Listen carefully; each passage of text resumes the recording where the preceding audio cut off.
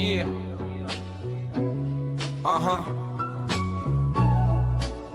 We all live.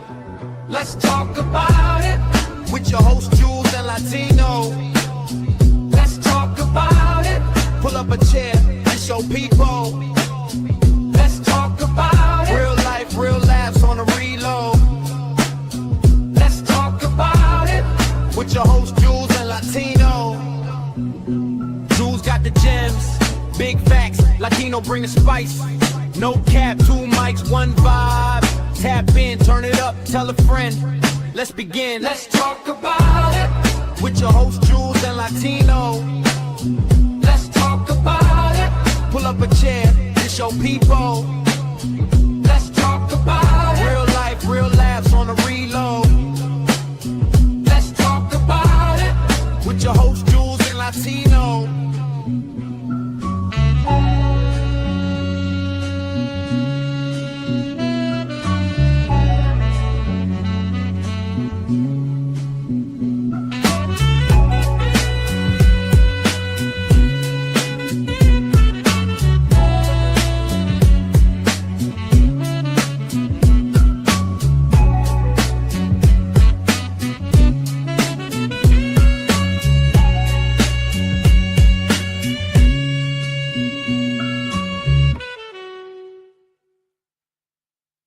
Whatever the fuck you want to say don't mean I gotta listen to it and not stop talking because you want to talk.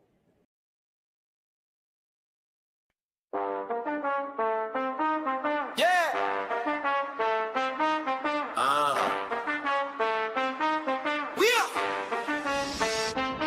Let's talk about it with your host Jules and Latino. Talk about it.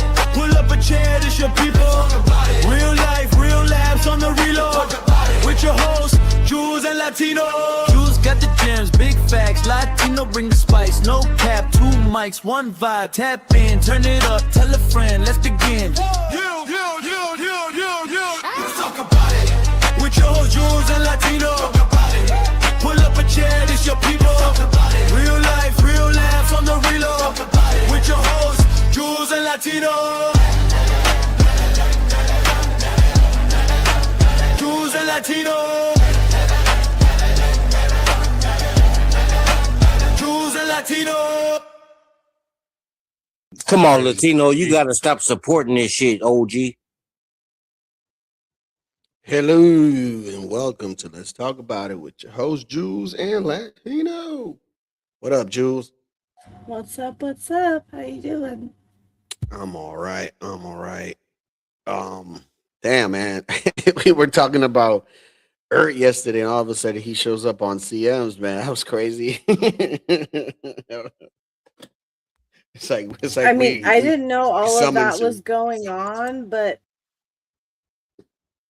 I just popped up and it was pretty interesting. We summoned him, Jules.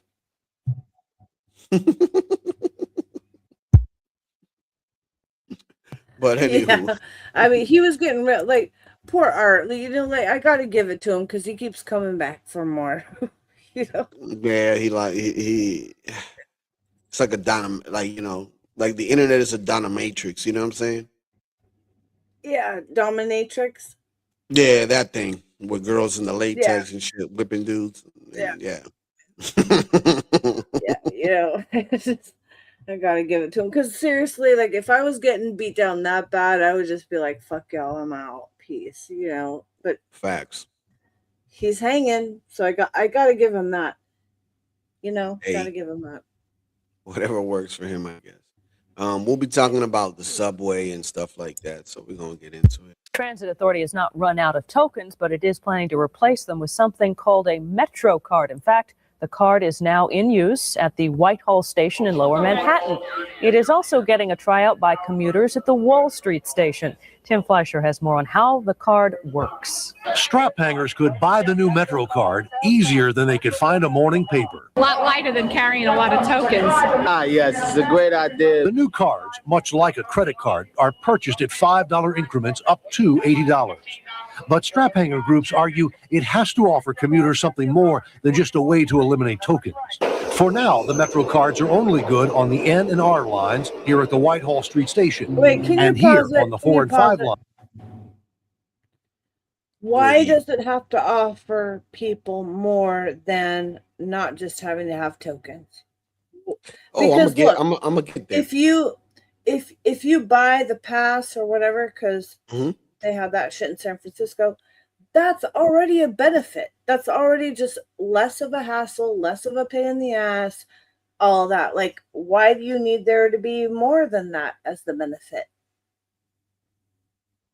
I think they got rid of tokens because if you up the price, it's going to be hard for people to carry a whole bunch of tokens. Right? Yeah, but you usually just pay for it on a card anyway. We're talking about this is back then in the 90s over here. Okay. Oh, okay. I'm sorry. This is like going into the future. You feel me? Okay. I'm sorry. My bad. No, you're good. So you're good. So the reason why I bring this up is because I wanted to show you, I wanted to show people the difference between back then and today. So that's the reason why they got rid of the tokens, Jules. Like it makes it makes hella sense to have a card because you don't want to carry a whole bunch of tokens, right? The excuse that they made was, "Oh, we need to use cards because there's not enough tokens." Okay, wait. Okay, but even back then, okay, and I don't know about the East Coast. I can only talk about the West Coast and San Francisco, whatever. But even back then, there was like a little, one of those machines at like the Golden Gate, at the Golden Gate Bridge, the San Francisco side of the Golden Gate Bridge, and you put money in to pay for your ride. You could use a card, your credit card, your debit card. You could use cash, and then it would give you back a little, like paper kind of credit card. Like there was a little magnetic strip on it, and that was your ticket. Okay, so that should still happen in the 90s, right? Like there was no reason. It was a time that it was. You're not understanding what I'm saying. There was a time where it was just token, right? And the reason why they moved to card is because how can I up your price and then you have a whole bunch of tokens in your pocket now in order for you to get on the bus, on the train? So what better way to cut down on that by having these cards? Now, when you have the card, now every year I could just up the price. You understand? But if I up the price with you having tokens, right? Let's say we never advance. You're not paying the attention, and they're just going to take whatever off the card. That's what you're saying. What I'm saying is that it's the beginning of how they basically tricked everybody to getting a card so they can up the price every year. You understand? Yeah, that makes sense. Yeah. Yeah, because if you imagine just having coins or something. You know how many coins you would have to have in your purse just to get on the train? Right? Yeah, you know what I'm saying? Like this is heavy. this is the thought process of these people, bro. It's not because we didn't have enough coins. It was just, man, these tokens, it's like you get 2 tokens for like $1 or some shit. So each token represented 50 cents, right? Something like that. I'm just throwing just numbers, crazy numbers, right? So this is the thing right now. Now, today, I believe it's like $4.25 or some shit to get on the train. Imagine how many of those tokens you would have had needed. You know what I mean? Yeah, that's a lot. It's a lot of tokens, right? So what they did back then was they said, okay, we're going to make it simple for you guys so you won't have to carry those tokens, not knowing that every year that we're going to up the price on them. You understand? And the tokens become dollars. Yeah, no, I do because they're like, I'm sorry, I keep bringing it up, but when I lived in San Francisco, I didn't take public transportation enough for it to be worth it for me to buy like a monthly pass or anything. But every once in a while I'd be like, oh, I'm just gonna like take the train to the beach and like have my sandwich out there and just enjoy the sunset or whatever. And that would be like $2.25, but the bus and the train drivers is all SFMTA. They would take dollars in the little machine there where they're Yeah, sitting. there you just threw with the dollar in there. I remember, Yeah. but not So this today is though. crazy. Today, imagine somebody. The bus fares. I'm just throwing numbers again. 350, and all you have is a $5 bill. You understand? And there's no such thing as transfers anymore. You understand? Because that's what they used to give you back then.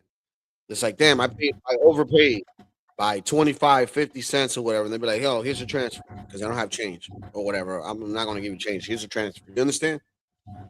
Yeah, You'll that's stamp the bus that crazy. you were in, so you won't be able to take that same bus. You could take another bus. You understand? So they don't do that no more.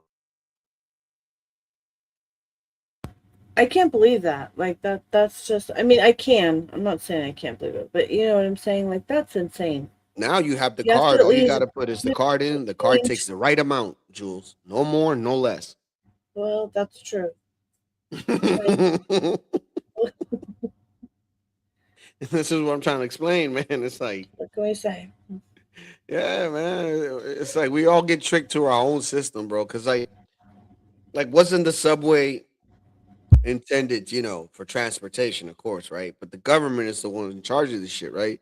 So the government, from the government's point of view, it was, shit, we can make money because people need transportation.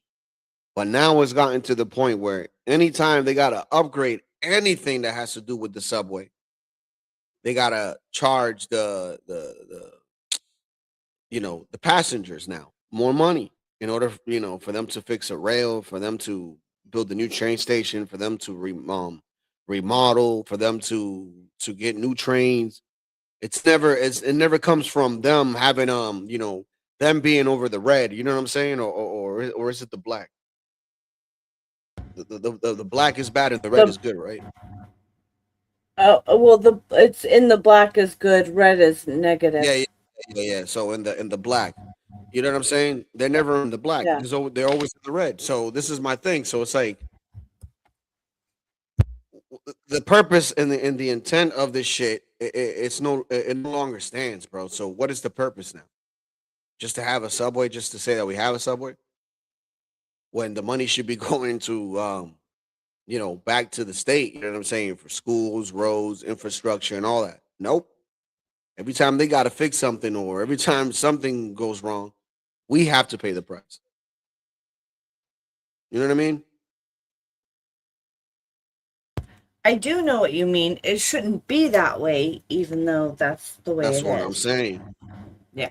So what? So we all knew what the intent purpose was back then. So what's the intent purpose today? Well, what do you mean? Don't you think it's a continuation of previous intent? To keep the masses happy and at bay, not even happy, just tolerant of the situation. Bro, Keep the rats underground while the rich people can drive around up there. Shit like that. I don't know, man. But I'm gonna continue. Lines at the Wall Street station. The MTA is now looking into a more creative fare policy. By April, 70 more of the stations will have the system, with strap hangers at the remaining 400 stations in the city using MetroCard by 1995. There you go. 1995. What a year. What a year. Oh, I missed the 90s, man. Shit. Ugh. I do too, really, to be honest. Go back. All right. So look, and now we fast forward to today, and I'm gonna show you. Like I said, what is the intent purpose now? If you use public transportation, obviously you're supposed to pay. But there is an epidemic across the country, people skipping out on paying their fare. And it's no small thing. As Lisa Guerrero reports, it's costing cities millions of dollars in lost revenue every year. They hop, they duck, they climb, they go through 2 at a time. Anything to avoid paying the fare. Here in New York City, the problem has gotten so bad, it costs $215 million. And look, I'm gonna rewind it, man. Look at that guy right there. That guy looks like he probably makes $100K a year. He could pay the subway. This mom looks like, she could pay the subway.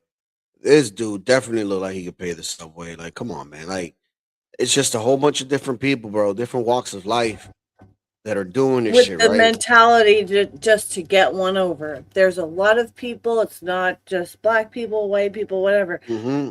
Those people have the mentality of, if I can get one over, I will. It's fucked up. But that had to come from somewhere, because I just showed you the video from the 90s, bro, right? So couldn't it possibly be that shit? They see one person hop, nothing ever happens to them, and they go, fuck it, then why should I have to pay if he doesn't? Or she doesn't. You understand what I'm saying? Yeah, but just because people see that and they equate that doesn't make it right, It doesn't, Jules, but the way they see it is like, shit, man, I already pay as much taxes as I do. The fare is getting expensive. These people don't want to pay. Why the hell should I?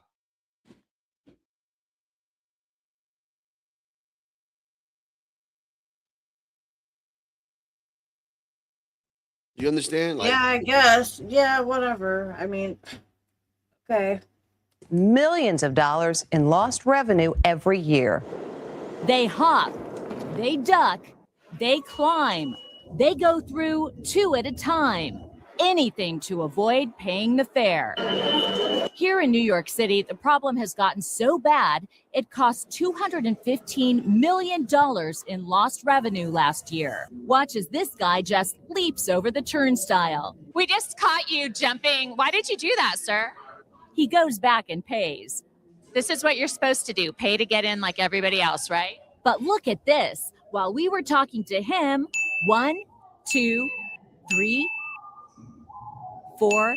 Here come the rest. all Asian. All Asian. 5, 6 sneak through the emergency door. This guy pays to get in, Lo mein. but then opens the exit door, and here they come. 1, 2, 3, 4, 5. God damn, man. What is this? The fucking the CCP? God. Jesus Christ, you seen all them Asians? It probably was supposed to be. Yeah. God. So many of them. It was like 10. Yeah. Jesus Christ. That was like what, 10 of them at $4 a pop, man. Oof. It's like $40 lost right there, y'all. 6 more. No one seems to worry about getting caught. Are there any cops around? You guys not cops, right? No, we're not cops. Some subway scoffers. Yo, bro. You see, this is what I'm talking about, Jules. Ain't no cops around? All right, cool. Because, I mean, this is a normal thing now. This has become a culture thing, bro. John even stated that there's parts of Washington in the inner city where it's free. And I'm like, what you mean it's free? It's like, it's free. And I'm like, yeah, but like it can't be free because you gotta be able to charge people for, maintenance and all this type of shit. And he's like, nah, it's free. I'm like, I don't pay nothing on that bitch. I get on that bitch all the time. I'm like, what? I'm just telling you. Wait, what's free? The subway? Or In DC. what? Well, if they're approved with special programs or just everyone? No, he said certain stops in DC, I think. I mean, I wonder why that is, Jules. Maybe they're already doing this and they're just like, it's no way of winning against these people.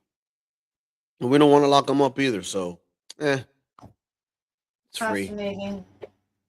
It's free. But who pays for this? The people. There you go. Flaws weren't happy to see our cameras. Excuse me, sir. Did you just pay your fare? Hey, get out my face, bro. Don't touch me. Don't touch me. This is on camera. Of all the places Yo, Don't touch me. Check. It's on camera. Don't touch me. It's on camera. And she puts the mic in his face. Worst problem was here at the crossroads of the world, New York Times Square. It's an epidemic. Look, in just 2 hours, we counted 84 fare evaders, close to 1 per minute. Watch as this young woman strolls through carrying her coffee. Why did you do that? Because I left my card at home. Others get She lying. She lying. Because I left my card at home. With a coffee, a Starbucks coffee in her hand. God, man. God. She can't even lie straight, man. That's crazy. give us plenty of excuses. If I had the money, I definitely would pay. I'm in a rush. The doors be unlocked, so. I was about to miss the train. This woman simply said she didn't care. So what are you gonna do about it? We're reporting it. Are you gonna arrest me? Are you gonna give me a ticket? We don't do So that. what are you gonna do?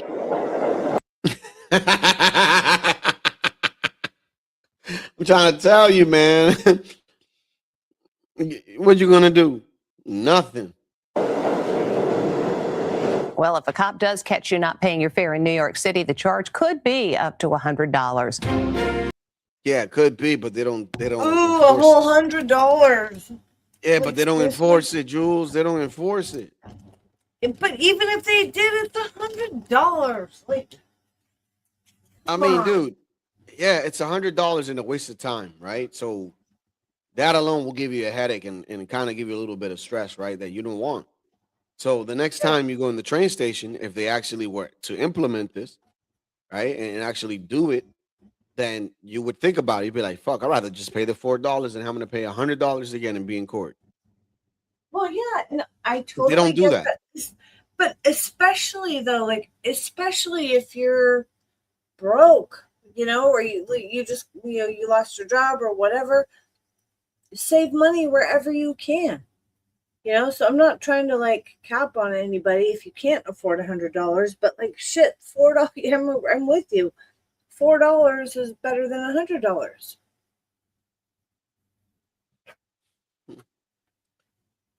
Figure it out.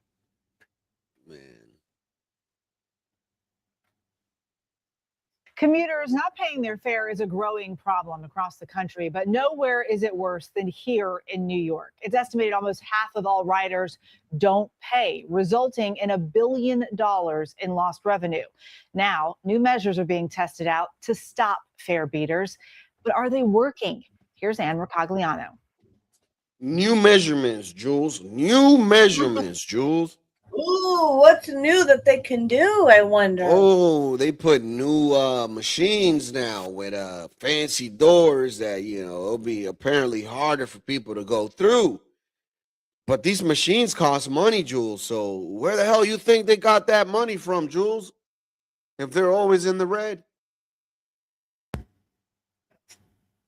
The people via the public coffers, of course. There you go. And that's what pisses me off about all this shit. It's like, damn. So you're doing all these measurements instead of just having police there and locking these people up, because that would be the best thing to do so they could stop. But no, you don't want to do that. Instead, you want to charge people like me and you and your man and stuff money to fund this type of shit. This behavior. You understand? I'm not with that. Yeah, no, me neither. I'm just tired of stupid people, basically. That's what it all boils down to. And why are stupid people putting this shit out for the masses? How come they get airplay?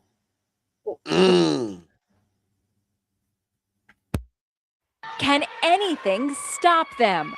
They climb over. They even slide below. Yo. Flagrant fare evaders are everywhere on the New York City subway, despite authorities installing an arsenal of new devices to combat the problem. Many of the old turnstile bars are getting a makeover with the installation of these paddles to prevent fare dodgers from jumping over. And these new plastic door gates seem to be impenetrable. So, are they? Apparently not.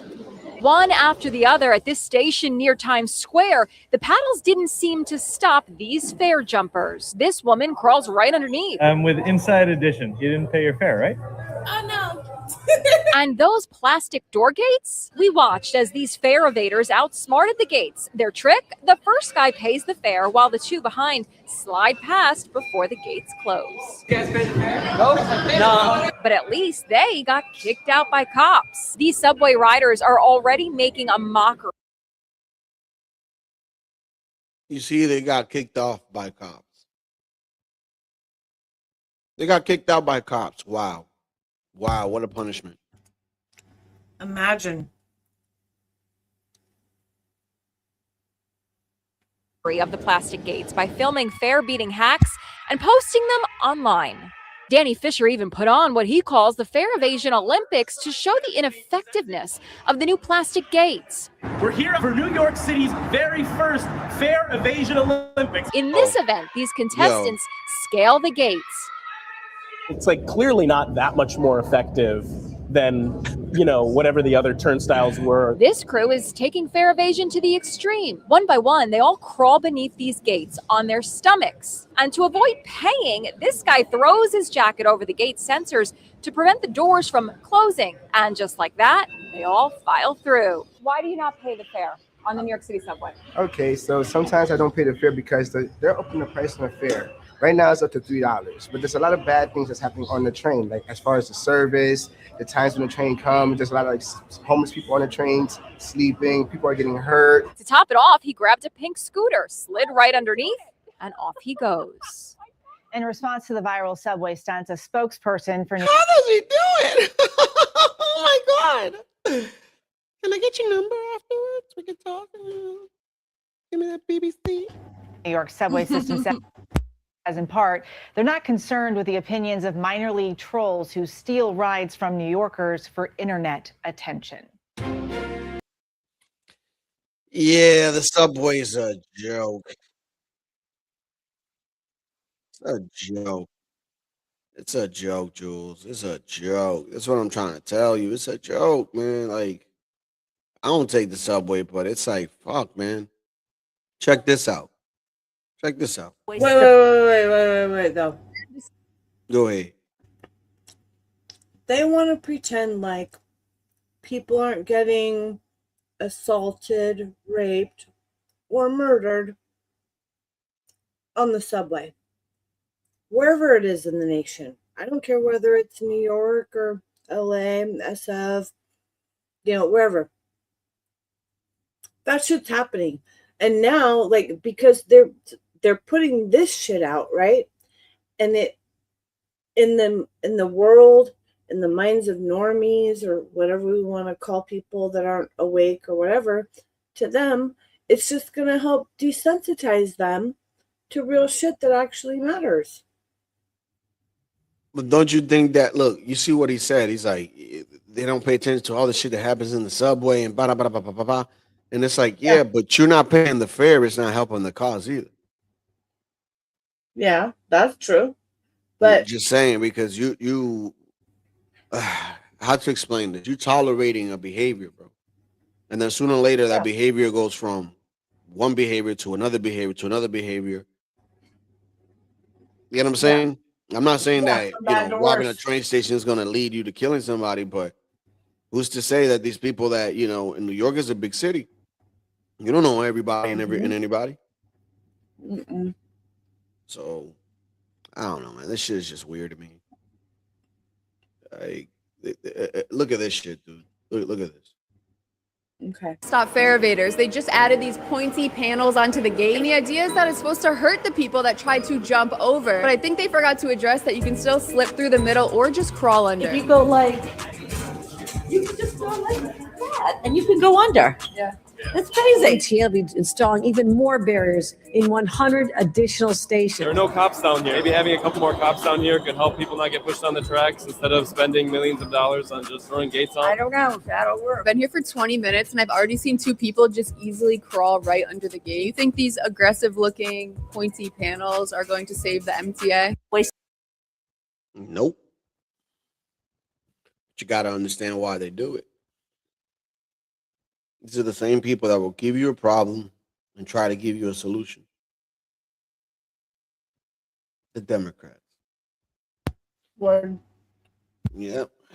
Those people are nuts, bro. I'm telling you, dude. Like, I had it up to here. I had it up to here, dude. Like with liberals, bro. They're like the dumbest set of people in the world, bro. They don't have no simple understanding of the world, dude. It's crazy. And these people all go to college, read 100 books, and they don't comprehend shit. You would think that reading all those books and going to college, you could have a simple comprehension. You know what I mean? They think that a cat could be a dog, Jules. Yeah, honestly, the only way that I can deal with that whole thing is to look at it as a science experiment or a social or psychological experiment where I'm observing the mentality of these people and their tactics or whatever, because it's just insane. It's insane. Yeah, They're yeah, all they're insane. nuts. They're nuts.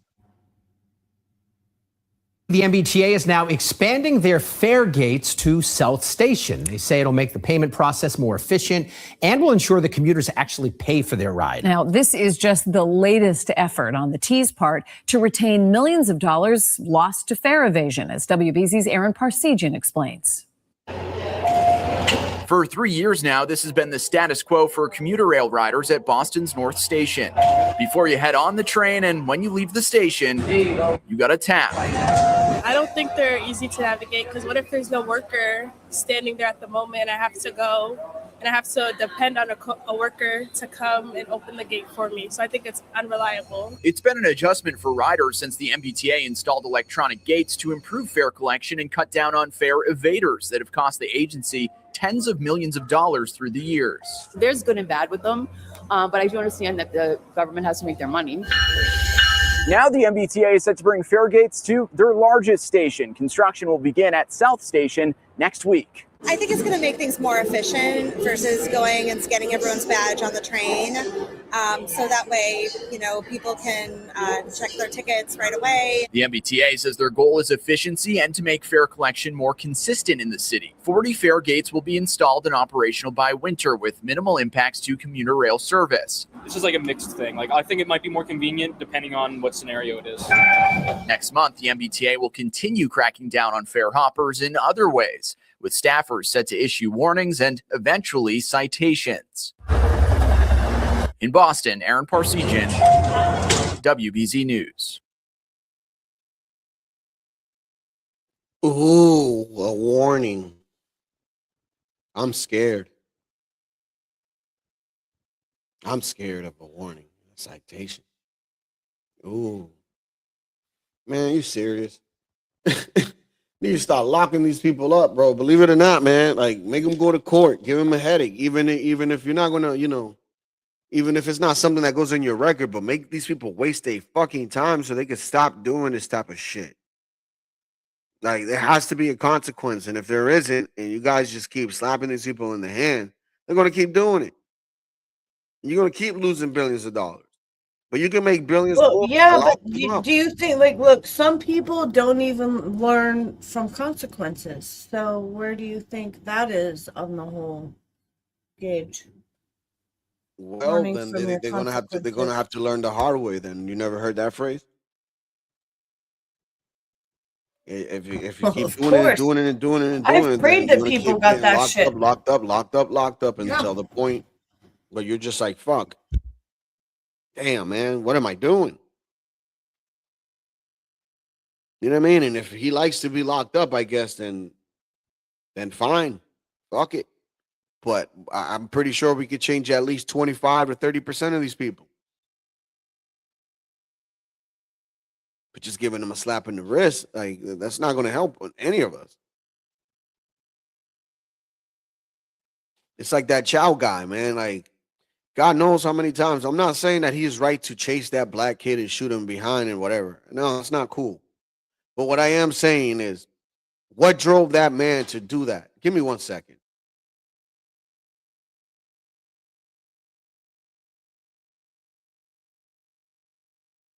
Yeah, what drove that man to do the unthinkable? You understand? Like it's probably years of him having that store and losing money because of these people just going in there and stealing, bro. Until one point, he's just like, man, fuck this shit. I had enough. Yeah, you crashed out, man. Yeah, man. And I'm not You saying put it's up with right. enough bullshit. I'm I'm not not saying saying it's it's right, but right, I'm not saying it's wrong either because, like, look, if somebody or people fuck with you so many times and you were patient, you were forgiving, you were patient, the patient, police patient. never does anything. Yeah, then I get it. I'm not Like, like come I on. said, like you said, I'm not saying it's right, but I fucking get it. Like, if you go through 5, 6 times of shit, the police don't fucking help you, the law doesn't help you. Yeah, I'm gonna fucking crash out too. Fuck it. Man, what they need to do with the subway, I guarantee you this will fix shit immediately. They need to basically, I don't know, write some type of permission or some shit where like the government gives it to a private entity or something. You know what I mean? Because once it's private, oh, trust me, they're gonna get every dollar. You feel me? And probably make the product way better too. But every time the Oh yeah. government touches anything, it's just shit. Mm-hmm. Just being realistic here. Mm-hmm. That's why I don't want the government on the weed, bro. Yo, same. Same. I mean, we Yeah. talked about that shit the other day, man. Who knows if they're spraying shit already? I I think wouldn't they doubt it. are. Yeah. I wouldn't doubt it. I have to You quit know? smoking weed. Yeah. Shit. You're gonna have to kill me. Commute through South Station. Give yourself extra time tomorrow because the new fare gates will be up and running for the commuter rail and for Amtrak passengers. Aaron Parsegian shows us what to expect. With these fare gates, the MBTA hopes to accomplish two things: crack down on fare evaders and also boost efficiency. Crews at South Station doing final tests on newly installed fare gates. Commuter rail and Amtrak riders will begin going through Tuesday. Passengers will now need to tap or scan their ticket to enter or exit the track area. It's the same system adopted in Boston's North Station 3 years ago, and one the MBTA believes will improve fare collection and cut down on evaders that have cost the agency tens of millions of dollars through the years. A, that causes higher costs for us. And B, I just see the conductors on the trains who are running around. Victor Bogachev rides the commuter rail several times a week and thinks the gates are a welcome addition. So hopefully will benefit everybody, but I like it. I think every other modern kind of transit system has something like this. But other passengers at one of the busiest travel hubs in the Northeast worry about potential hangups. Sometimes I get out a little bit late and I have to run onto the train before I have a ticket ready. So it could make me miss the train is what I foresee. A mad dash with Bitch, get ready for work sooner. Like, seriously. Like, that's not their fucking fault. You know what the fuck time the train leaves. Get ready. Leave 10 minutes earlier. Boom. Jules, my wife used to have to buy this pass, and you buy this pass on your phone. So you have all the time in the world while you at work before you get on the train or anytime you take a break to do that. But you could do it a day. You could do it 2 days ahead. You could do it 3 days ahead. Like they have made it simple for you to do it at the time that you want. But if you don't, like that's not an excuse. Yeah. It's really not. Yeah. That could be hindered by scanning in. Sometimes What this up, whole Nate? platform is so full that you can't, it's hard to even get by. I don't agree with it, but I mean, it is what it is. We have to do what we got to do, right? And this will be a gradual rollout beginning Tuesday. Eventually, there will be 40 of these fare gates operational here at South Station. I'm Aaron Parsegian, WBZ News. Yeah, when my wife took the train and she was telling me about that, she's like, "Yeah, the lines are massive. Like you got to get there earlier." I'm like, "Yeah, man, but look, people like you that pay into the system, do it the right way, and still have to pay the consequence because of everybody else. Like it's just ridiculous. This is what America has come. Yeah, where there we should allow be a certain there should people be a person discount and a good person like car. You know what I You mean? know, where Like you I don't know, but that's what it yeah. seems like to me, Jules. Like we come a country where we allow the certain few to do whatever the fuck they want. Yeah, that's not the ones that deserve it, apparently. You know, because if you're gonna let anyone do whatever the fuck they want, they should at least be like upstanding, good people who wouldn't fuck around anyway. That's the thing. Yeah, the way it crumbles. And then now they want to have these special passes now for the World Cup because I think there's some of the games that are going on here in Foxborough, I believe. So they have a $80 pass for the month of you can travel as wherever you want, but it's $80, bro. That's like double the price of like a normal pass. So they're gonna make bank off of that. Oh yeah, all over because so they have it near you. They have stuff over here. Yeah, Yeah, it's like certain places in the US. everywhere. You know, like they're gonna be making bank everywhere, and even like some of the places are just like satellite things that are like sidebar things that aren't really like. There's not going to be any World Cup event actually there. They're just little side events, and they're still filling like arenas for that shit. It's crazy. I can't believe it. All right, I want to get into Funny to this make it. story. I was gonna get into another story, but I'm not because this is a touchy subject and people feel some type of way. I'm just Oh, not do it. do Just it. do it. All right, Yeah. cool. Because that was the next story. So let me look it up. Shout out to Greg Foreman. This is great. This was great right here, man. Um, damn, man. Like this is going. Ooh. Uh, yeah, like I was trying to tell my wife about this, but I know she felt some type of way because when she stays quiet, she usually has an opinion that I'm not gonna like, so she'd just rather not tell me. Aw, isn't she sweet? Yeah, but at the same time, it's annoying too because it's like, fuck, man. I want to know, like, if you're crazy or not. You know what I mean? What up, man? What up, Yeah, Angel? yeah. Hey, Bill. Yo, so check this out. So Oh funny. man, this is crazy right here. I gotta get a joint. I already seen this, so I'll let it play for a bit. Fact. Okay. Periods. Really? Yes. You get a period? Yes. I get monthly cycles. Pride Month starts on Monday, and Boston is getting ready to celebrate with a trans pride period event at the Boston Public Library focused on the experiences of trans menstruators. The city library is also planning 19 drag queen story hours next month, with most events geared towards kids 5 and under. One of the scheduled performers described what happens at these events a few years ago. Right. I mean, the power of drag is that you can be anything you want to be. You can express yourself. There's drag performers that look all kinds of different crazy fun ways. And we think in my community that that's a great thing to show kids, that it shows kids that they can choose their own Great destiny. What Let's Say Gay is about is saying that is like, go ahead. Oh no, I thought you were gone, so I was just talking over it. No, it's a great thing to show kids. What the fuck? What do you do? Why? What Yeah, are you doing? girl. What are you talking about, sweetie? Let You me gotta show your show son baby with no boys how to lipstick. play with Get their the baby fuck off. toys. No. Yes. Yes, girl. Yes. You go. Show me your little wee wee. It's like, come on, Okay, play the video. come on, man, come on. Ah, it's okay to talk about these issues with kids. That's not something that's going to harm them. What?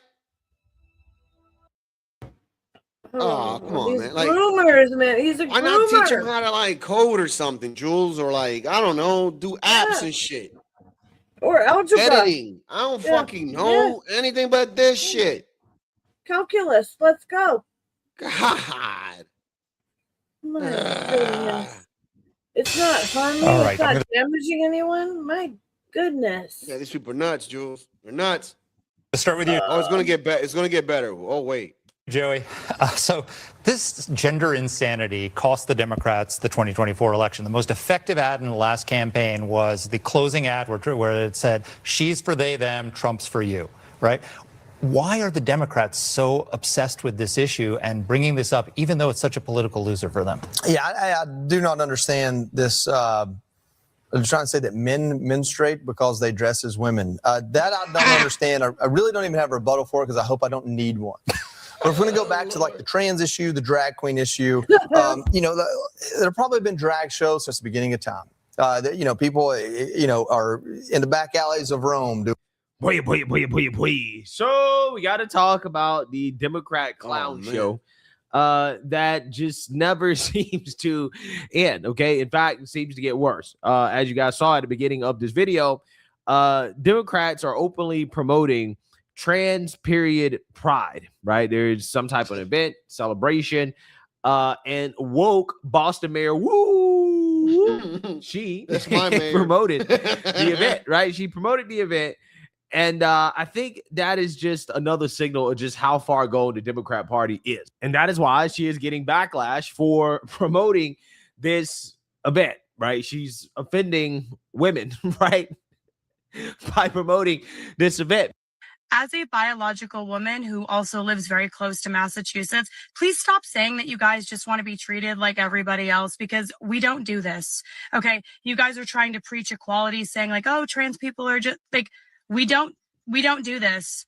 Biological women, cisgender, whatever you want to call us, we don't do this. We go ahead, we buy our pads, we buy our products, and we move about our day just like everybody else. We don't need to bring awareness to menstruating. Seriously. Look, menstruating. Jesus Christ. That's Oh. true. Oh my God.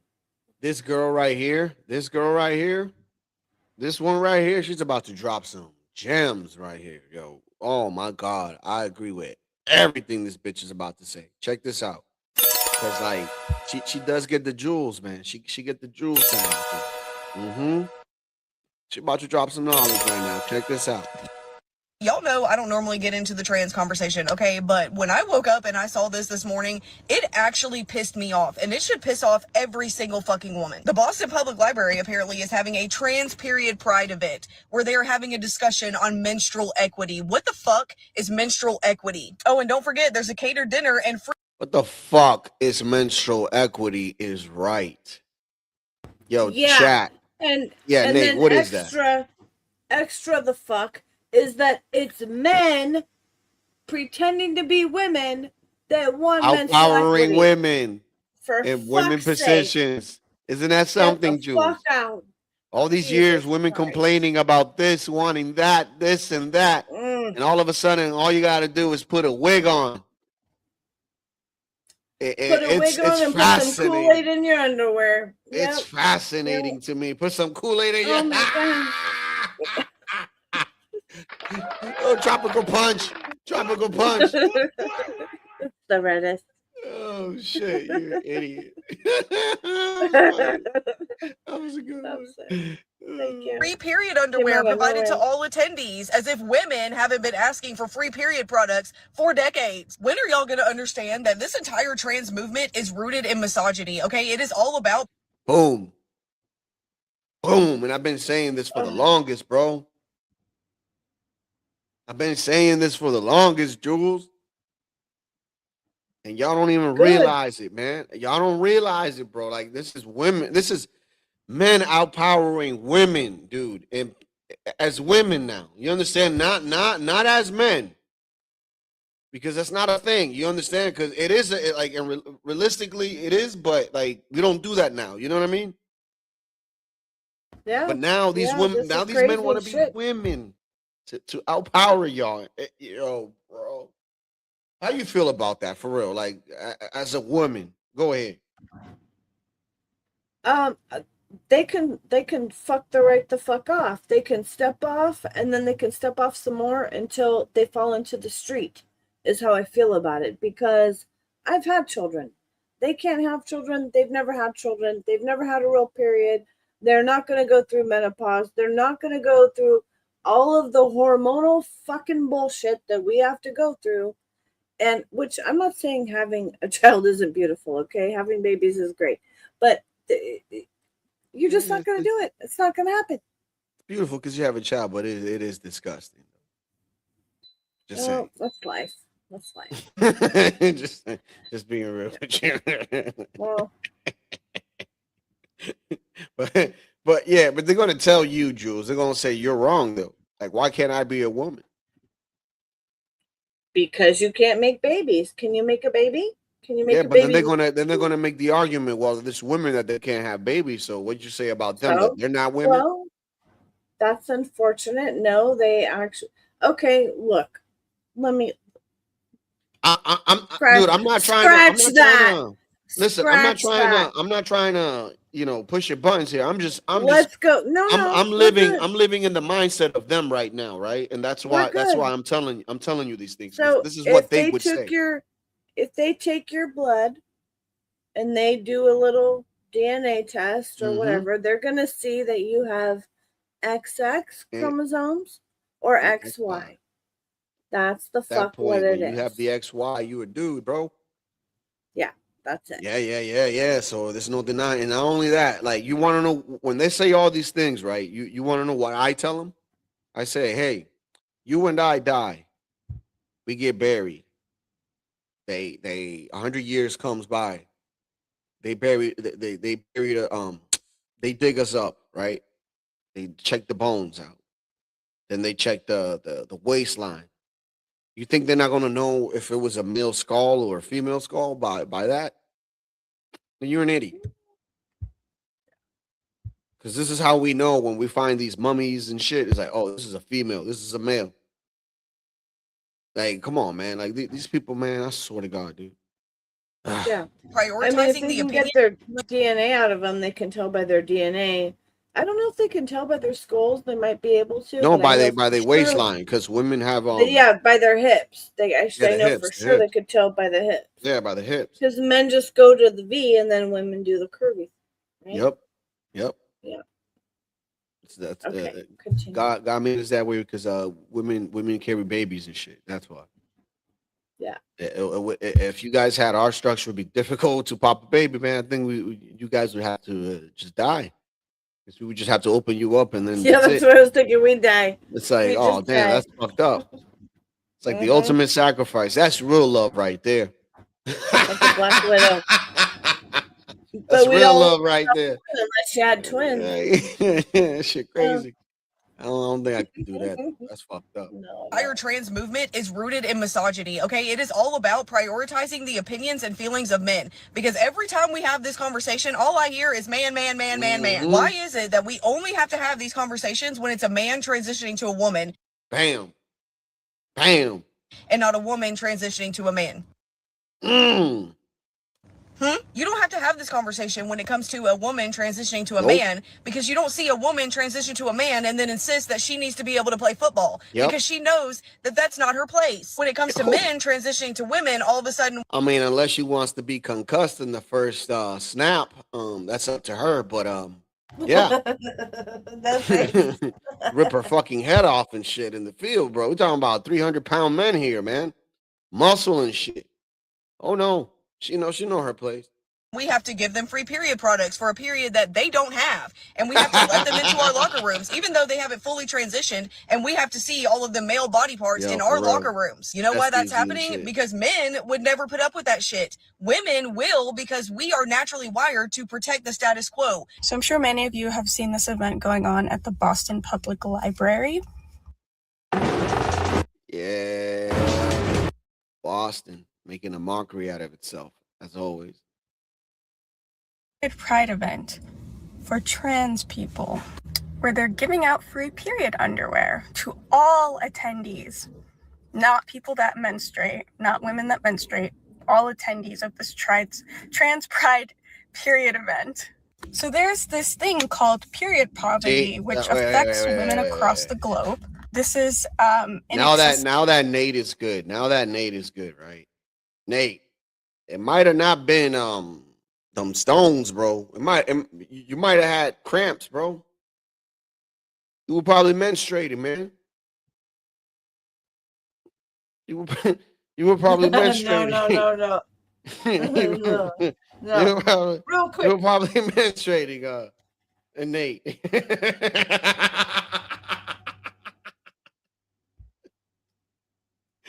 Let I me don't think stop. he thinks it's funny.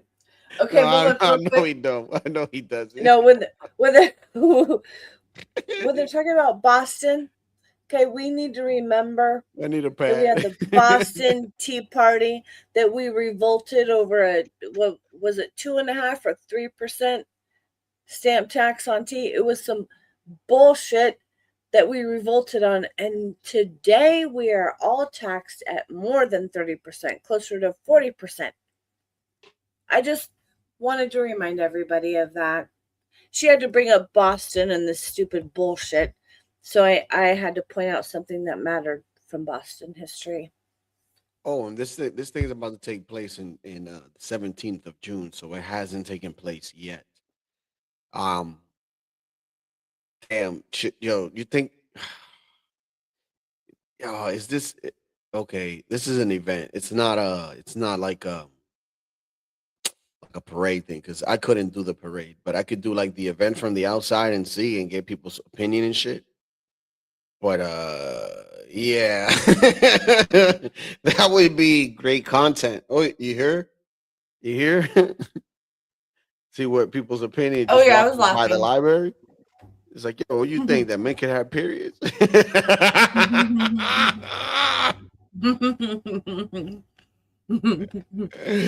Oh shit, man! And if girls agree, swear to God, Jules, if girls agree, oh, dude, I'm gonna be like, oh, well, I'm having cramps right now. Can you spare one?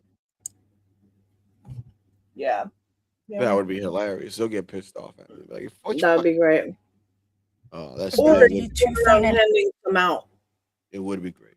Oh, me handing them out to men. Yeah. Oh, Jules. See, this is why you're the best. Oh, Do yo, it, bro. for real. On what day is this? On the 17th? Oh, I should do this. That would be Oh, fucking please. hilarious. Take videos. Oh, IRL, real IRL content, Latino in downtown, giving men tampons and shit. Hell yeah. Fuck yeah. That would be fucking hilarious. I'll be, It I would ask be the dudes, hilarious. right? I ask the dudes, right? Because there's so many woke dudes in Boston. I'll be like, yo, so do you think that men can menstruate? And then if they say yeah, it's like, oh, well, it shouldn't be a problem if they want pads or whatever. Blah, blah, blah, blah, blah, blah. So I'm like, so you think that men can menstruate? It's like, well, yeah. I'm like, well, you know what? I'm glad that you said that because I'm here today to give men the products that they need. So here's a pad. And you know what? You could buy always, and then you could write on the side of the whatever, always a douche or always Always or a whatever the dude. fuck you want to call Always a dude. it. Yeah. Always a dude. Oh, it's funny, yo. Oh man. Oh, I can see it now, dude. Damn, I'm gonna see if I can call one of my friends to come and do this shit with me. But oh, this shit would be nice. Hygiene products due to financial reasons, social stigma, and supply issues. So women in like war-torn countries in Gaza and other countries in Africa have a lack of accessibility to period products, as well as women in America. Yeah, but you should have just started with women in America because at the end of the day, that's not our problem outside this country, bro. To be honest with you, I'm sick and tired of you people always mentioning outside problems when it's not about America. Yeah, act locally, think globally. You can think about people across the globe, but just act locally for now. Let's start small. Yeah, and because you work can't our way expect up. our government to go out there and like, come on, what kind of shit is this? Like, fuck that. If you're worried about that Yeah. shit, then you go and take that trip and help them, or shut the fuck up. Exactly. You feel me? Shit. There's the pink tax, where feminine hygiene products are at a premium cost. I don't know how many of you guys have bought pads lately, but they're expensive. They're not cheap. So to see an event where they're giving out period panties for people who do not menstruate is absolutely insane. It is insane. And time again, we're bulldozed with the narrative that trans women just want to be normal. Trans women just want to be treated as normal. This is not normal. This is not normal by any means. I see trans women discussing menstruation more than I see trans men on the internet. Is that normal? So while millions of women globally and even in the West face period poverty, we are instead putting up events to give people that don't menstruate access to these products that millions of women don't have. Yeah. See,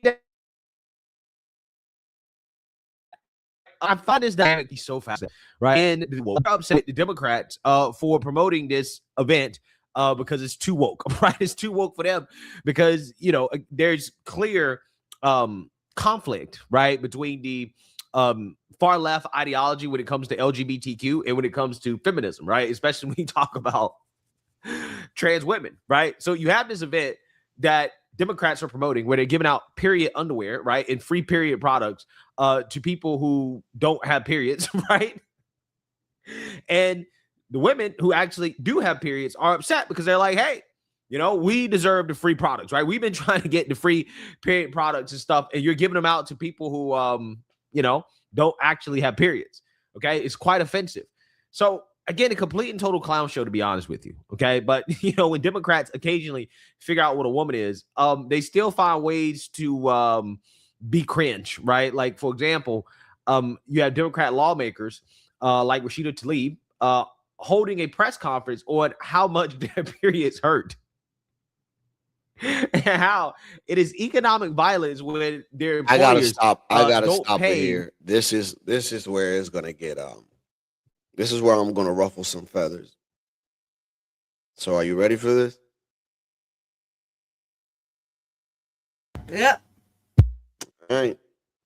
Women to stay home and work when they're on their period. So without further ado, let's listen to these women boohoo, whine, and cry about how tough it is to be a woman in the work. I run a podcast solo. No producer. And before he goes in, I'm gonna go in. Quite frankly, I'm gonna be that guy to say, I don't give a shit.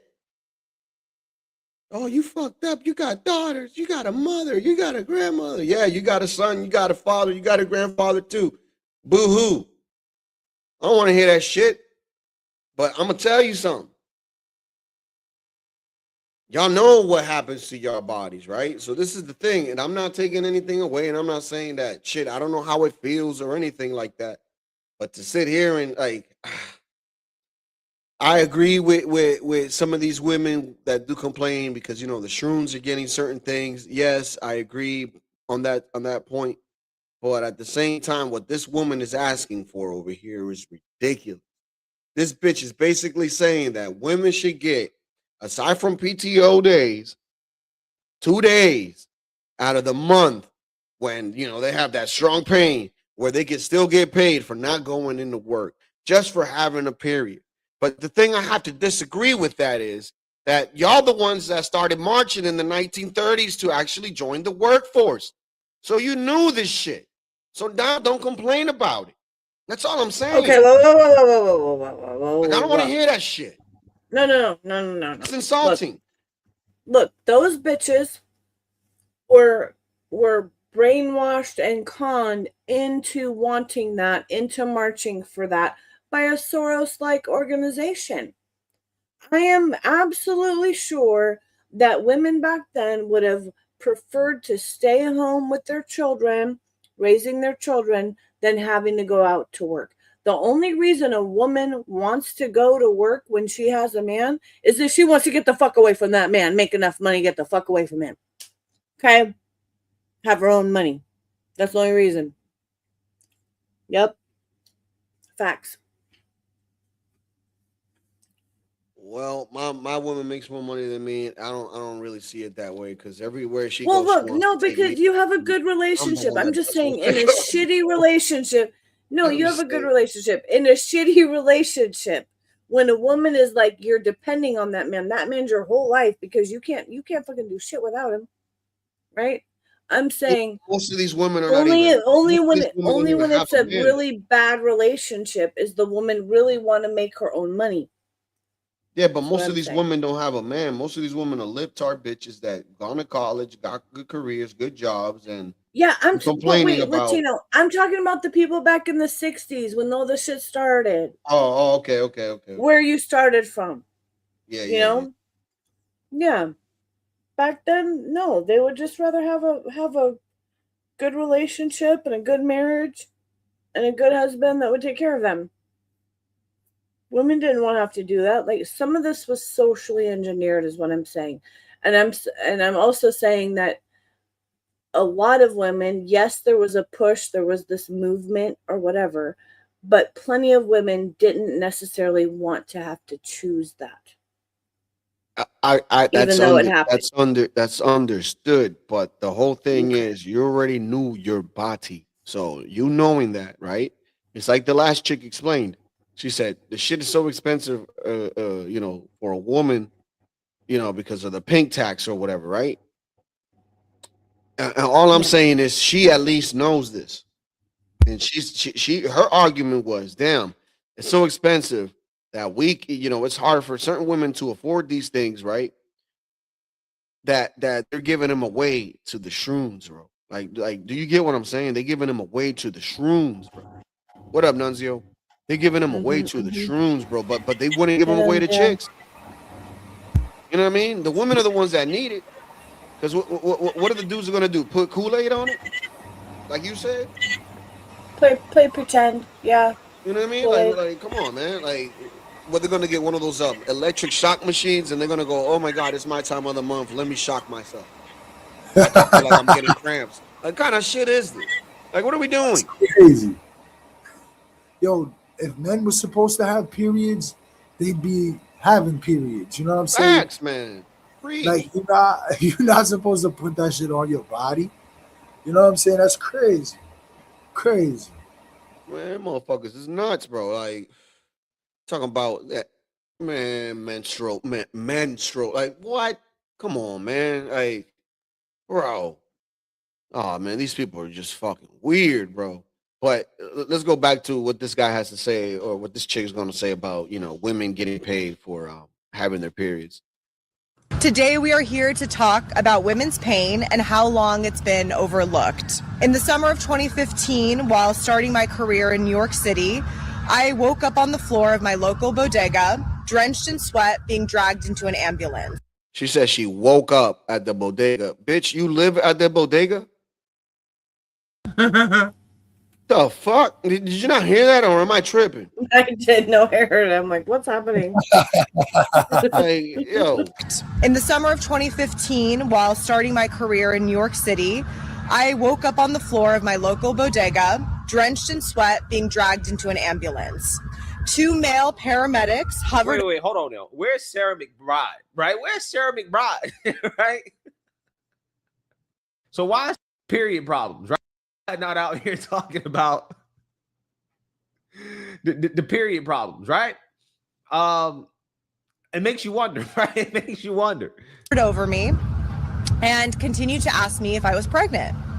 I had passed out from period pain. Even now, every month, I have days where it feels like barbed wire is tightening inside me. I've taken 2,000 milligrams of ibuprofen in 24 hours and still been in tears from the pain.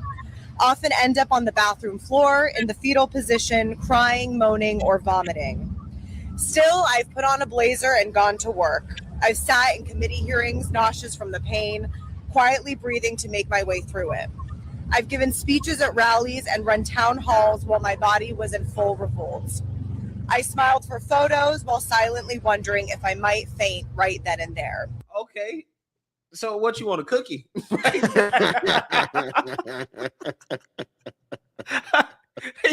you want a trophy, right? Real, like she's saying this as if like she should be rewarded. She should be rewarded for doing what most people tend to do, right? When you got a job, okay, you care about your job and you want to keep your job, right? You work through the pain, right? And that's what you have sick days for. You have sick days for stuff like this, right? That's what I'm saying. If it's really that bad.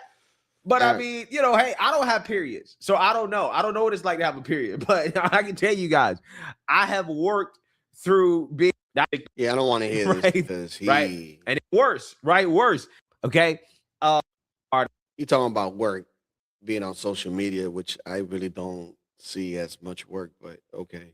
I get it. I kind of agree to a certain extent in regards to, you know, what physically needs to be done. But at the same time, it certainly wasn't easy, okay, to work through it. In fact, when I was in corporate America, I used to get what they call cluster headaches.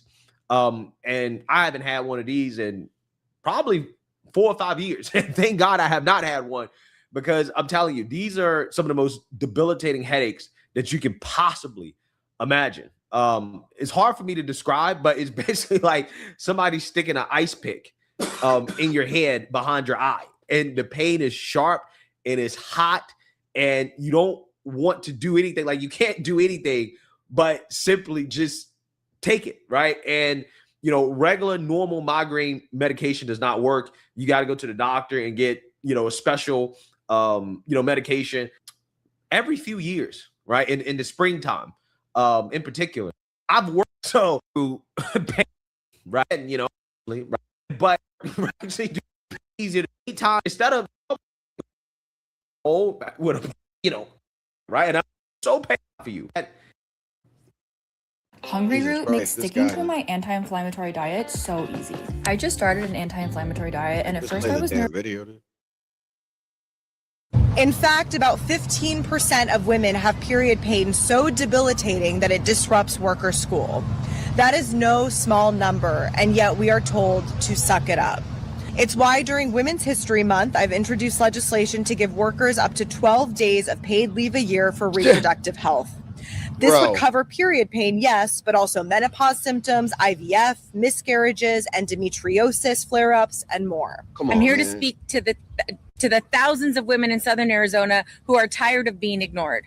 They are tired of having their pain minimized. They are tired of a healthcare system that treats women's bodies like an afterthought, forcing a worker to choose between paying her rent or losing a day pay to recover from a grueling gynecological procedure is not a choice. It's an economic violence. We are done being gaslit in the exam room. Health is not a luxury, and our pain is not an inconvenience. It is time to pass healthcare agenda that truly sees us, respects us, and protects us. It's time to acknowledge our country's history of systemic injustice in women's healthcare and needs. We're sick and tired of women having to be expected to say, suck it up, or still perform at the highest level. They are expected to show up to work despite. I mean, do you want equal rights or what? Like, what's going on here? Women can There you go. do anything a man can do. Right? What? Now all of a sudden, we expecting women to, you know, perform, right, as well as a man or anybody else is, that's unfair, right? It's amazing how that works. It's almost as if men and women aren't the same, right? Well, right. Incredibly Look, you know painful, what? Look. period. Wait, please. Okay, look, I don't want equal rights. I want women's rights.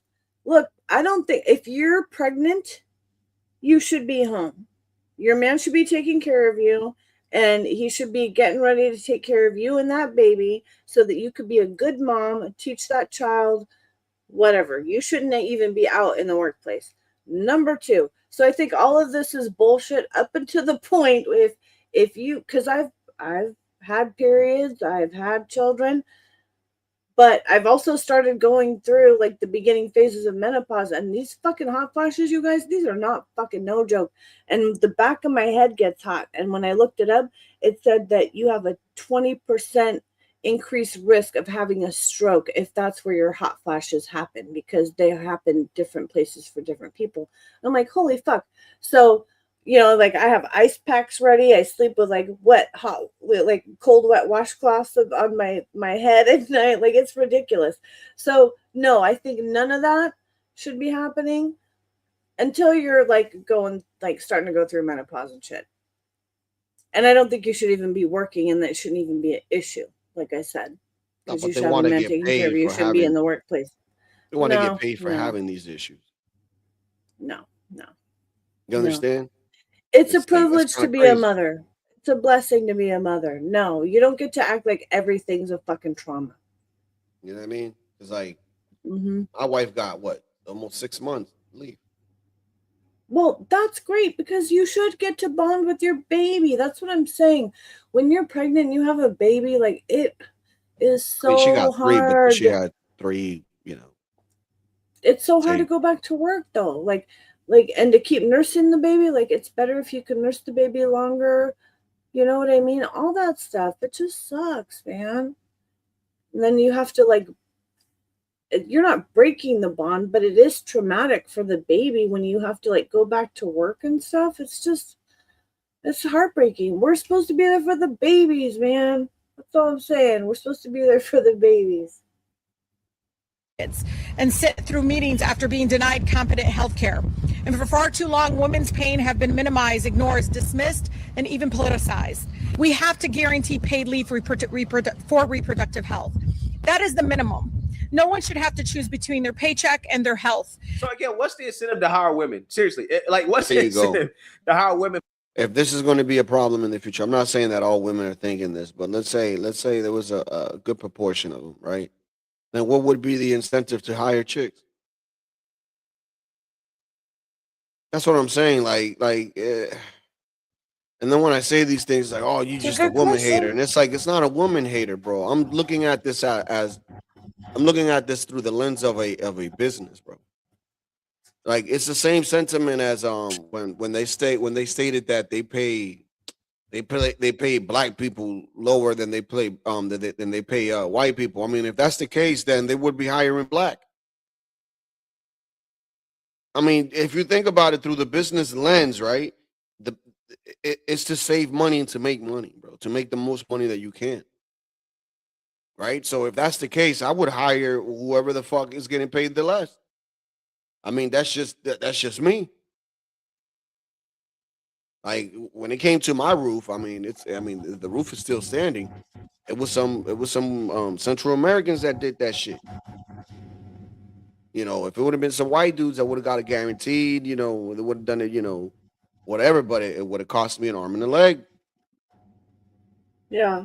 You Wait. know, what's going on with this? Yeah. So is your roof fine? Hmm? Your roof's good. Yeah. No leaks. Okay. No. So wasn't there an issue? Some other maybe it was plumbing. Who did whatever was fucked up? Oh no, Who did that? Was it like- they finally fixed that because we were going to sue the shit out of them, dude. Okay, good. We were like, this is the last straw. We were about to actually file a thing in the court and everything. I told my wife, I'm like, yeah, fuck that. I'll go and file it if I have to. And at that point they emailed us and it was like, oh yeah, we'll be there this Saturday. And they came by. Oh, They came imagine. by. And I mean, they fixed the problem. You know, the shit works, but it doesn't look good. You know, it's yeah. I'm just like, man, these people, man. But don't even get me started, dude, because I have a garage and I had an idea to put a bathroom in there, extend it, you know, put a couple windows, make it into a studio, rent it for like 14, maybe 1,300. And we decided to do shit else. And I was just like, yeah, but why can't we just do the garage? And then that way, the money comes in, and then you get to be able to do the bathroom, and then money still comes in. But nope. No. This is why I never. Every time you guys say, "Oh, give me your opinion," I'm like, what? Like, listen. Fuck you it. guys are gonna make you guys are gonna make your choices anyway. So what's the point? Yeah. And then y'all get mad at us, and it's like, but why y'all getting mad at us, bro? It's like we've been told you this. It's like, yeah, boy, that's just the way y'all guys are, I guess. So we just have to tolerate it. Yeah. For any job that a man can do, what's the incentive, right? If you got to make all these special accommodations, what is the incentive, right? If I don't have to make these special accommodations for a man, why do I need to hire a woman, right? Why would I hire a woman? I don't know if these people understand, but they're making themselves harder to hire, right? Asking for all of these special accommodations that men do not get. That's what I said. Stop watching. Men do not get. Go to Men Wix do not get, or and men do grab not your ask domain for name. these things because they don't need them, and that's understandable. But through the lens of a business, through the lens of a business, of a corporation or anything, bro, right? Like I keep trying to explain, it's to cut costs and make money. So why hire, these certain type of individuals that want these things that are going to cost money every year? Do you understand?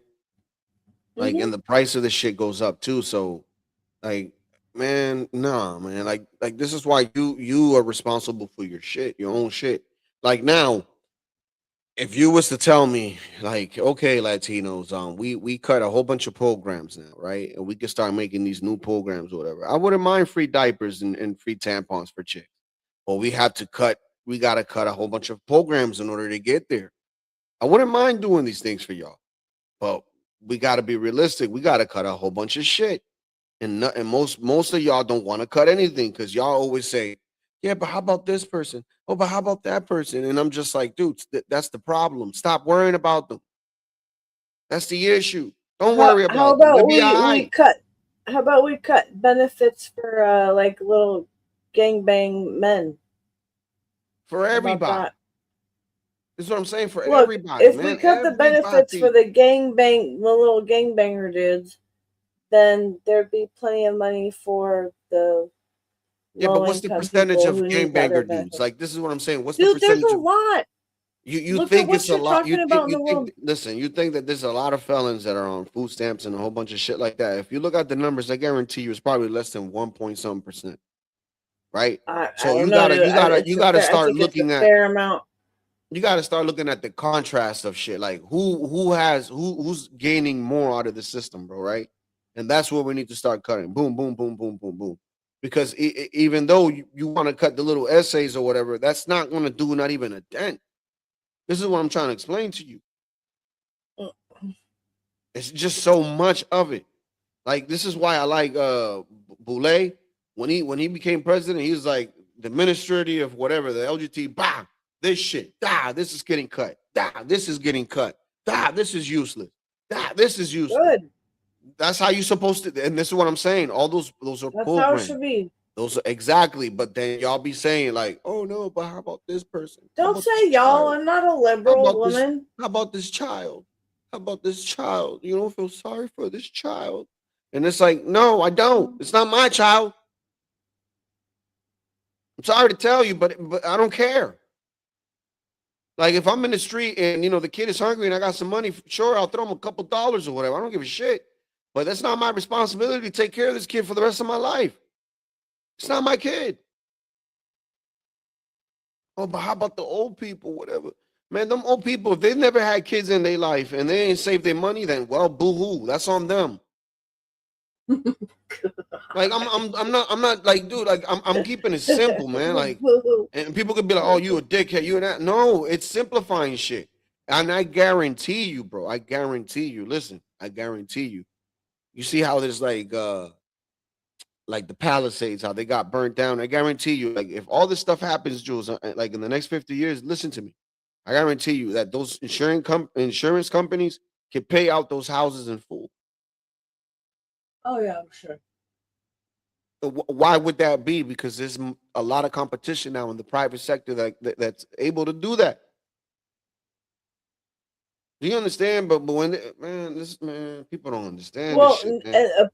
Part of the reason it's possible is that even if the insurance companies themselves didn't buy those properties, they invested in companies that bought those properties where they could do it legally. Is what I'm saying. Yeah. Even though, they knew on the backside that they could do that legally.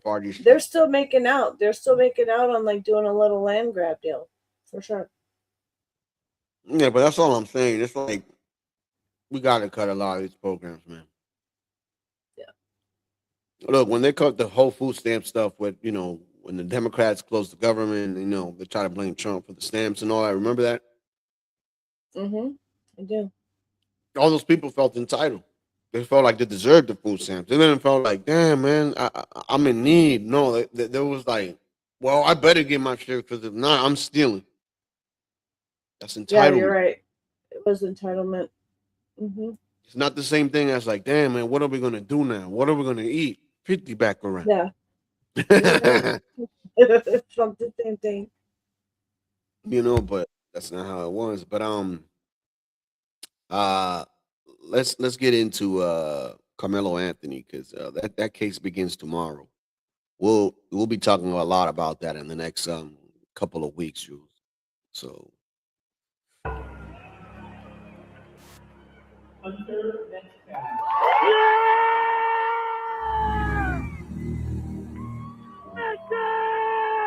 look what he does, Jules. He goes around because they're gonna call his brother's name.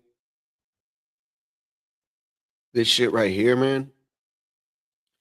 I'm trying to hold my tears in, Jules, man, because I'm trying not to get emotional. But when I saw this shit earlier, I kind of teared up, man. I'm not gonna lie. As a man, I'm not gonna lie about this, man. Like I teared up. Shit hurts, man. Good job, man. Like it's fucked up, man. Like I could not imagine. Like I held my dog when when the little thing was dying. He took his last breath in my arms and shit. And I can't imagine like doing that shit with a brother, a sister, a mother, a father, bro. Like Yeah. if it happens naturally, whatever. But like, Yeah, but never as a teenager. Like, yeah, yeah, man, I'm sure that was rough. twin, your actual twin, not no twin, no actual twin. Mhm. Man, this shit, man. Oh, I'm gonna try to hold my man. Let me be. Oof.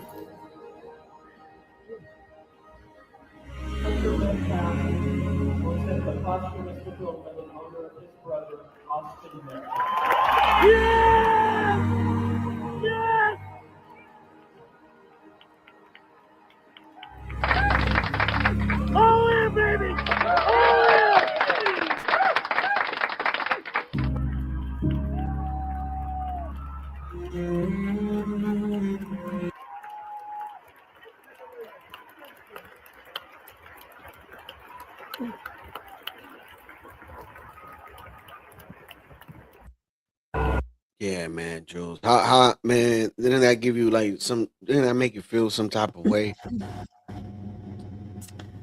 Yeah, I mean, it's sad. I do feel it from the human aspect of things, but I also got to keep it 100. If he wasn't fucking around, he would have been there, Yeah, but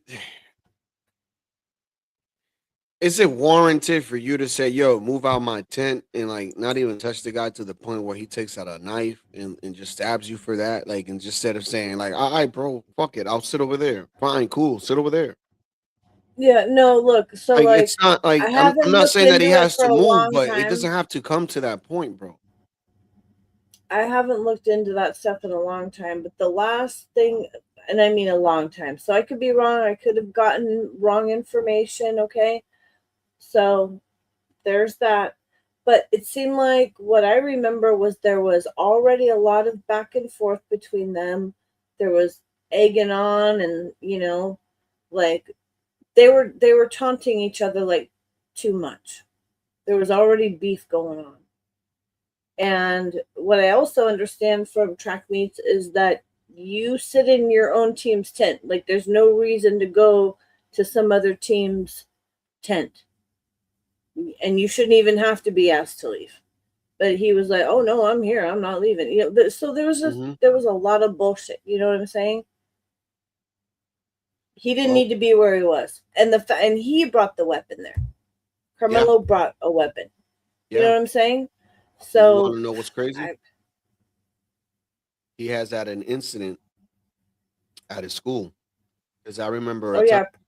I remember a time when I told John, I'm like, yo, John, ooh, I got something spicy for you, John. And he's like, oh, what is it? What is it? And I'm like, bro, play this shit right here, man.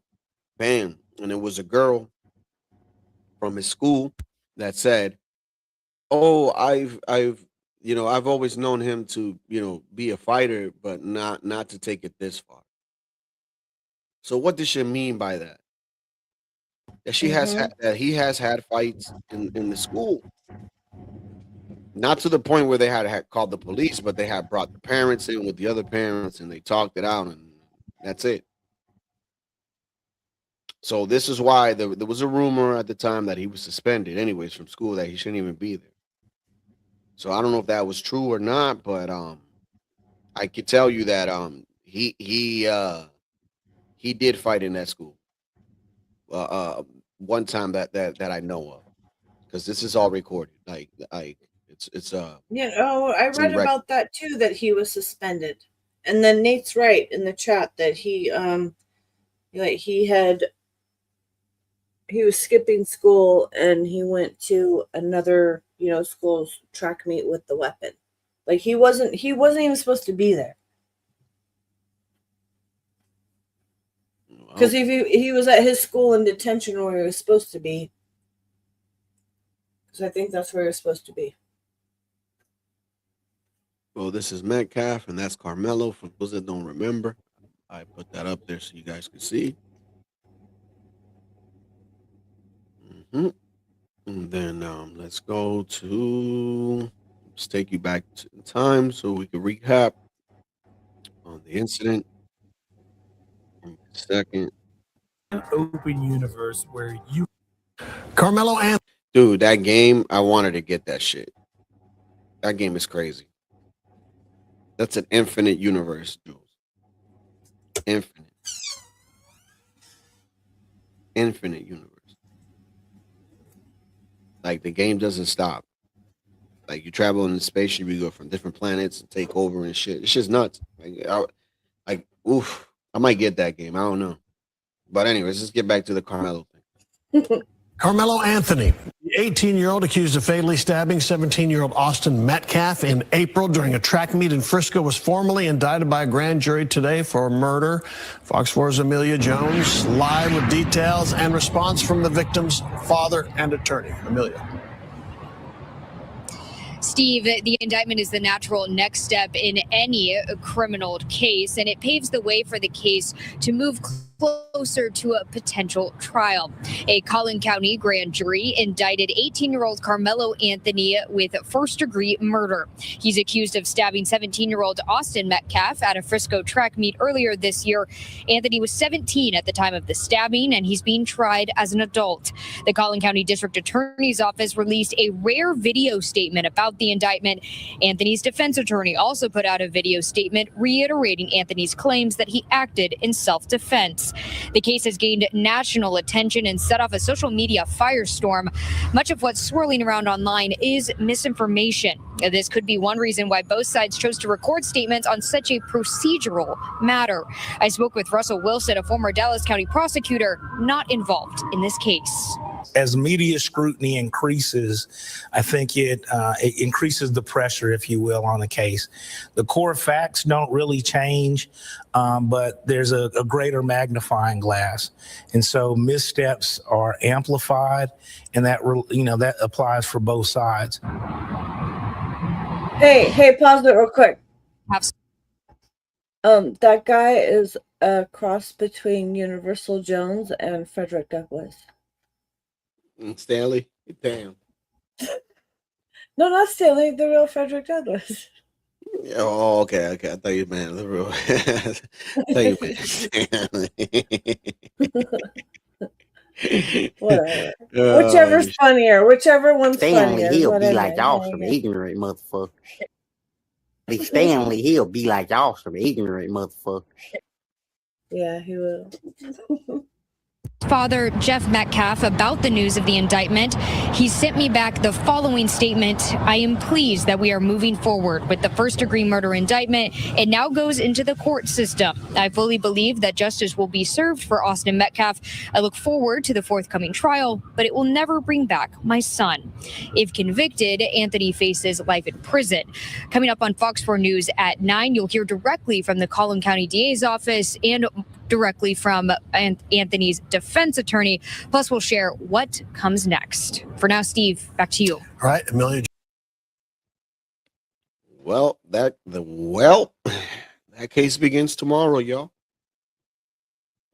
Begins tomorrow, man. 9 o'clock. Shitstorm. Yeah, Yeah, but there is shitstorm. no media though. No media available. Oh, good. That's actually probably a good thing. Yep. And the judge is not playing games, bro. Good. He's not. My 13-year-old daughter is my 13-year-old daughter. My 13-year-old daughter. My 13-year-old daughter. My 13-year-old daughter. My 13. I still don't know what she's saying. What's she saying? Yeah, I'm about to make a language song is with that? this shit. I'm about to make a song with this shit. Your daughter. Give me a second. My 13. My 13. My 13. Boom, boom, boom. My 13. My 13. Boom, boom, boom. My 13. My 13. My boom, boom, boom. My 13. My 13. My 13. My 13-year-old. Oh my god. All right, let me stop. Let me be Oh serious. my god. She's But saying what my does that word 13-year-old mean? daughter. My 13-year-old daughter. Oh. My 13-year-old daughter. Matakin.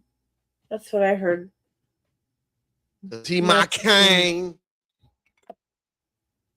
My 13-year-old daughter is I hear afraid it now. to sleep in her own bedroom because she's fearful. Of who? Of a brother? Who is she fearful of? A brother? I guess the white boy is gonna come over and get her. Oh. His brother, maybe. What may happen to her? And let me be clear. The claims that were used about the public donation to buy a home or anything else are completely false. These are the type of lies that are threatening this family. Posting the family's picture. These are the type of lies. She's getting millions of views on this. Sarah, she's even came after me. She's even said all of those things. And now that the public knows exactly what is going on, I ask, because these racist bigots try to prevent us from standing up for our baby, our boy, he should be afforded the same rights that Kyle Rittenhouse had? Jesus Christ. No. He was there defending shit, but nobody wants to hear Yo, that. but the Kyle Rittenhouse, did he kill a black person or was it two white dudes? And one of those happened to be a a child lover. Right. Alleged. Yeah. So I don't know. Yeah. Daniel Penna. Daniel Penna. You heard him? It's Daniel Penny. Mm-hmm. Penny. Mm-hmm. Penny. Motherfucker, it's Penny. Penny. It's not hard, bro. Jesus, man. You hear this shit. Rittenhouse had. Daniel Penna rights that Kyle Rittenhouse had. Daniel Penna rights that Kyle Rittenhouse had. Daniel Penna. Daniel Pinna. Pinna. Daniel Pin. Let me see if I'm spelling it right. I'm gonna put it in the chat. Pinna. Pinna. Yeah, right here. Why wasn't it Pina? I bet you it's Pina. Pinna. Like in Spanish. I bet you it's, you know, it's a little thing over the end.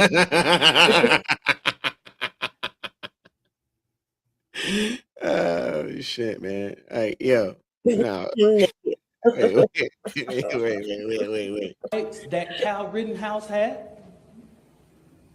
Daniel Pinna. Yo, oh man, dude. This Daniel Penn. Oh man. It's Penny, bro. Penny. I think Nate's on point on this one. Yeah. It's not Mm-mm.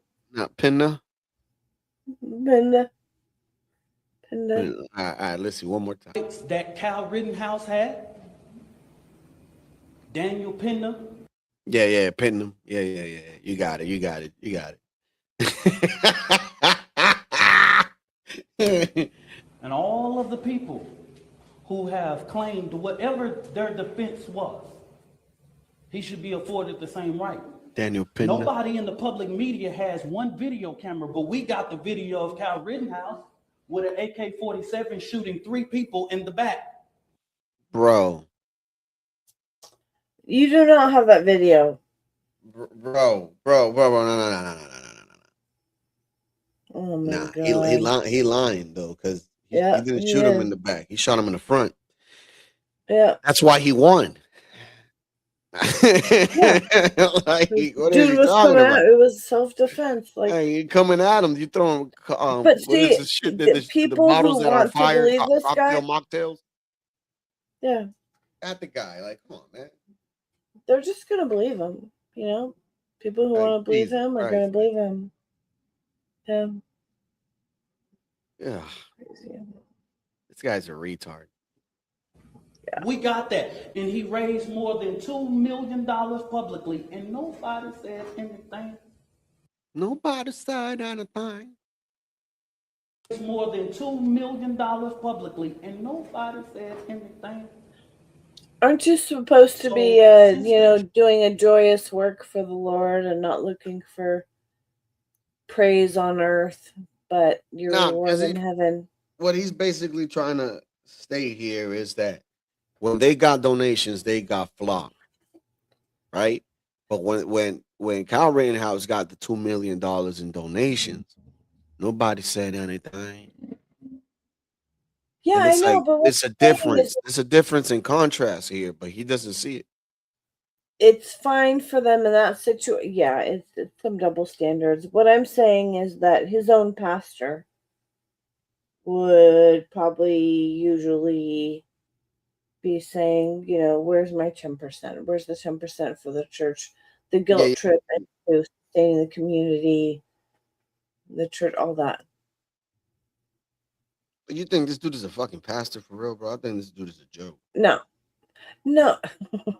He sounds pretty ridiculous to me. I don't know.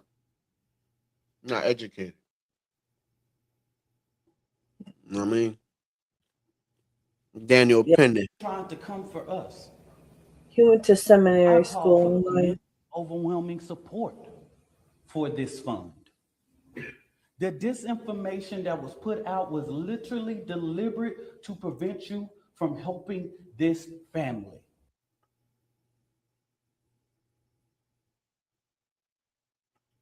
Daniel Penny. I love you, Penny. No, it's Jenny. It's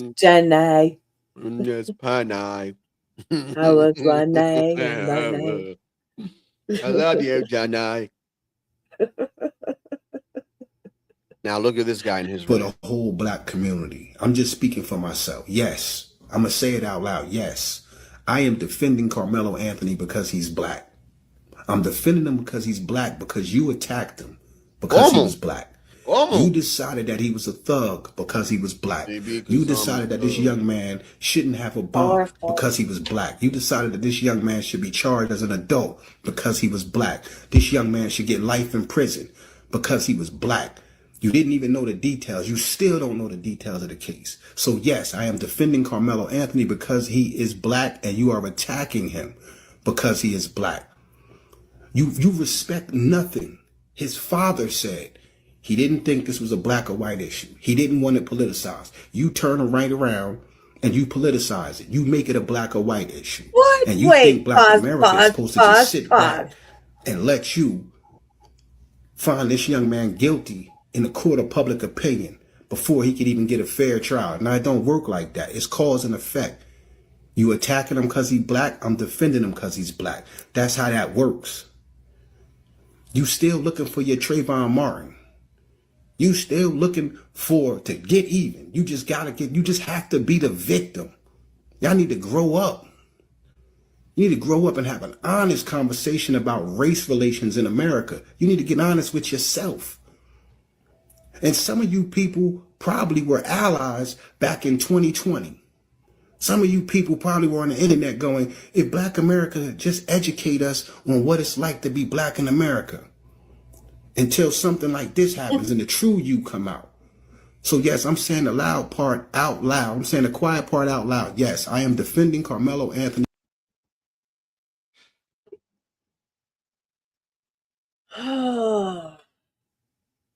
How the fuck old is this guy? He's at least Gen X, right? This should not be his take as a Gen X person. Like, where's he been? What's been happening? I don't get it. You don't just straight defend someone because they're the same race as you. Like the whole Chud the guy, whatever, all that shit's happening. I'm not just automatically taking his side because he's white. That's stupid. You know, that's dumb as hell. There's no logic in this. You know, it's just social posturing and all of that crap. It should just be about what's right. Who did the right thing? Who did the wrong thing? Let's figure it out. Move on together. It's not about race. Nope. It's so fucking stupid. I'm so fucking annoyed by all Gotta this protect stupid my race black, shit. my black people. What's wrong with you, Jules? Okay. But he massacred a whole village. It don't matter. You don't know what he went through, the struggles, the pain. You don't get it. You don't understand us. Right. White people never go through nothing. That's right. Nope. Y'all were giving everything. Right. Giving everything. Yeah. You saying that and with that. Maybe you can. Would you be willing to stand by me in a press conference or in an individual interview and talk about this? All right, remind you, this guy is the guy that the last guy was talking about, I think, right? So he's talking about this doofus over here. And this doofus is actually talking to Metcalf's father over the phone. And check what Metcalf's father tells this dude. Issue that is larger than Austin at this point. God rest the beautiful young man's soul that would have been one of our strongest voices if he was still alive today. Yes, I am, sir. I'm not trying to speak. You are part of the fucking problem, my friend. You're trying to create more race divide than bridging the gap. I do not condone anything you do. You do not have any fucking... That's called white guilt. No, let it talk.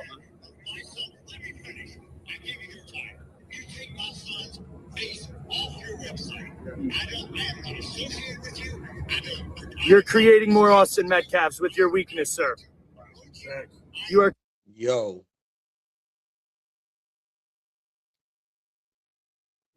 you heard what he just told him? Yeah. I'm gonna rewind it for those that missed it.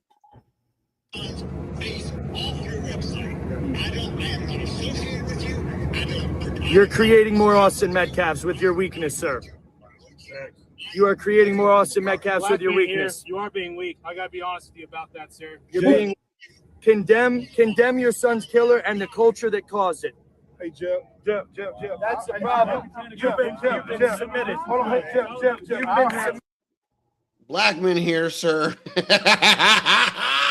You saw the black dude in the back? Nah. Time out. Black here, sir. You're creating more Austin Metcalfs with your weakness, sir. You are creating more Austin Metcalfs with your weakness. You are being weak. Be honest with you about that. The John Galt's lost son. Yeah. We should send him over. Oh shit. Oh god. You're being weak. Condemn your son's killer and the culture that caused it. Hey, Jeff. That's the problem. You've been submitted. Hold on, hey, Jeff. You've been submitted. You know, that's crazy to say to somebody that lost their son, dude. Yeah. It is sad. It is. But that just shows how much people have put up with bullshit from that person that they feel like totally fine saying that. But this guy is such an asshole, just like the last video that we saw. They're equally, dickheads. Mm-hmm. So, yeah. Just throwing that out there. I don't want people to be like, "Oh, you're picking sides in here." And I'm like, no, this guy's a douchebag. Straight up. Like, it's all written in his face. I mean, you can see it. Yeah. Let me see what else I got on this. So, look, the reason why I play this, right?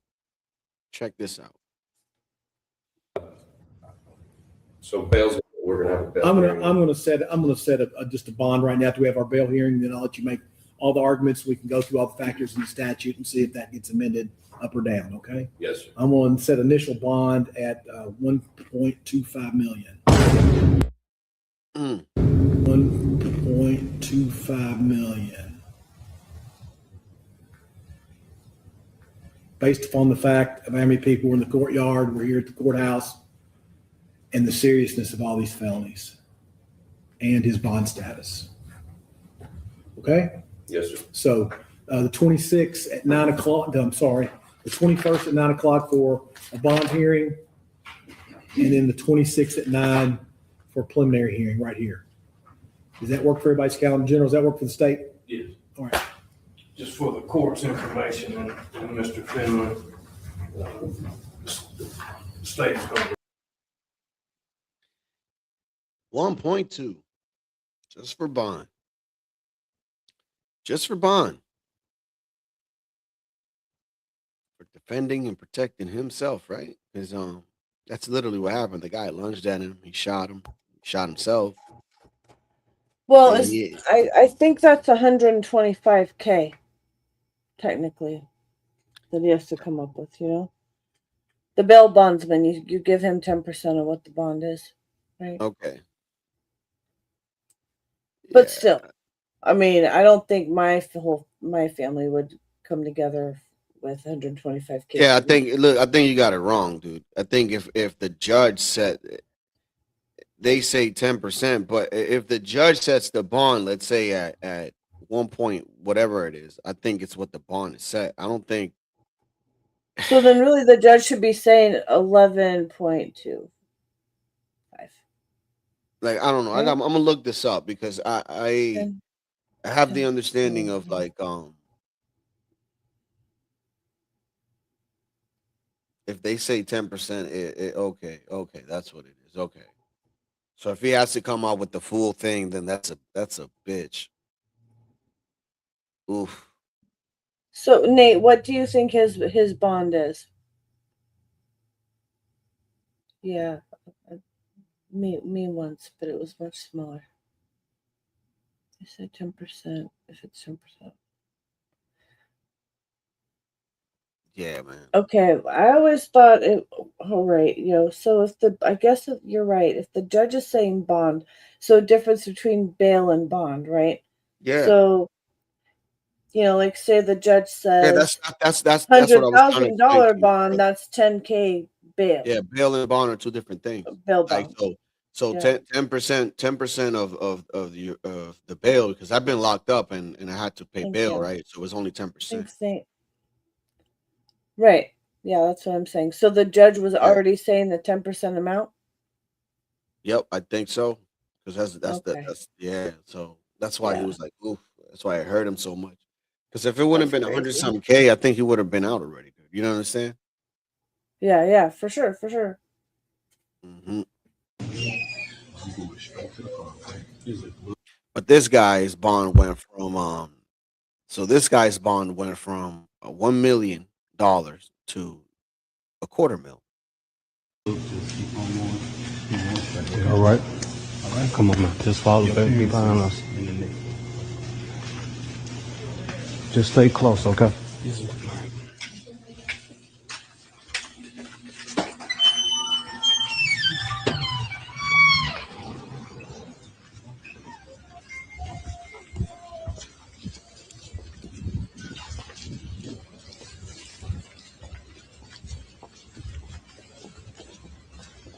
Carmelo, do you have anything that you'd like to say, Carmelo? Do you have anything that you'd like to say to the victim, to the family of the victim?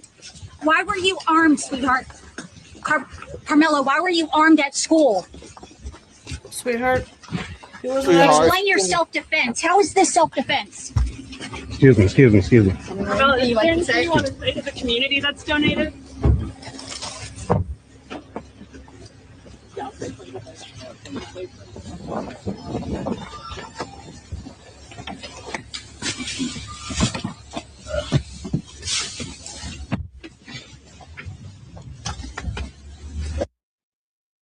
Sweetheart, you want to say anything about the community? How you make them feel? Sweetie? Shit, crazy. Yeah, so this trial begins tomorrow, y'all. And now I'm gonna pop up. If you have anything to say or add, go ahead. Because I'm gonna play a couple of people's opinions and shit on this shit. So let's so if you have something to say, go ahead. I'm good right now. I'm good. All right. Let me pull up this clip. Everybody at all times has a right to defend yourself, but that doesn't mean you get to use disproportionate force. So even if we imagine a situation where Mr. Metcalf is being the aggressor, if you sort of steelman Mr. Anthony's position here, give him the benefit of all doubts, right? It was raining. He wanted to get out of the rain. This was the closest tent. He just sat down quietly in the corner. Forget about the fact that he brought this knife with him. He just had. Yo, oh man. Yo, Jules, are you hearing this voice? Yes, it's very much like the song for yes.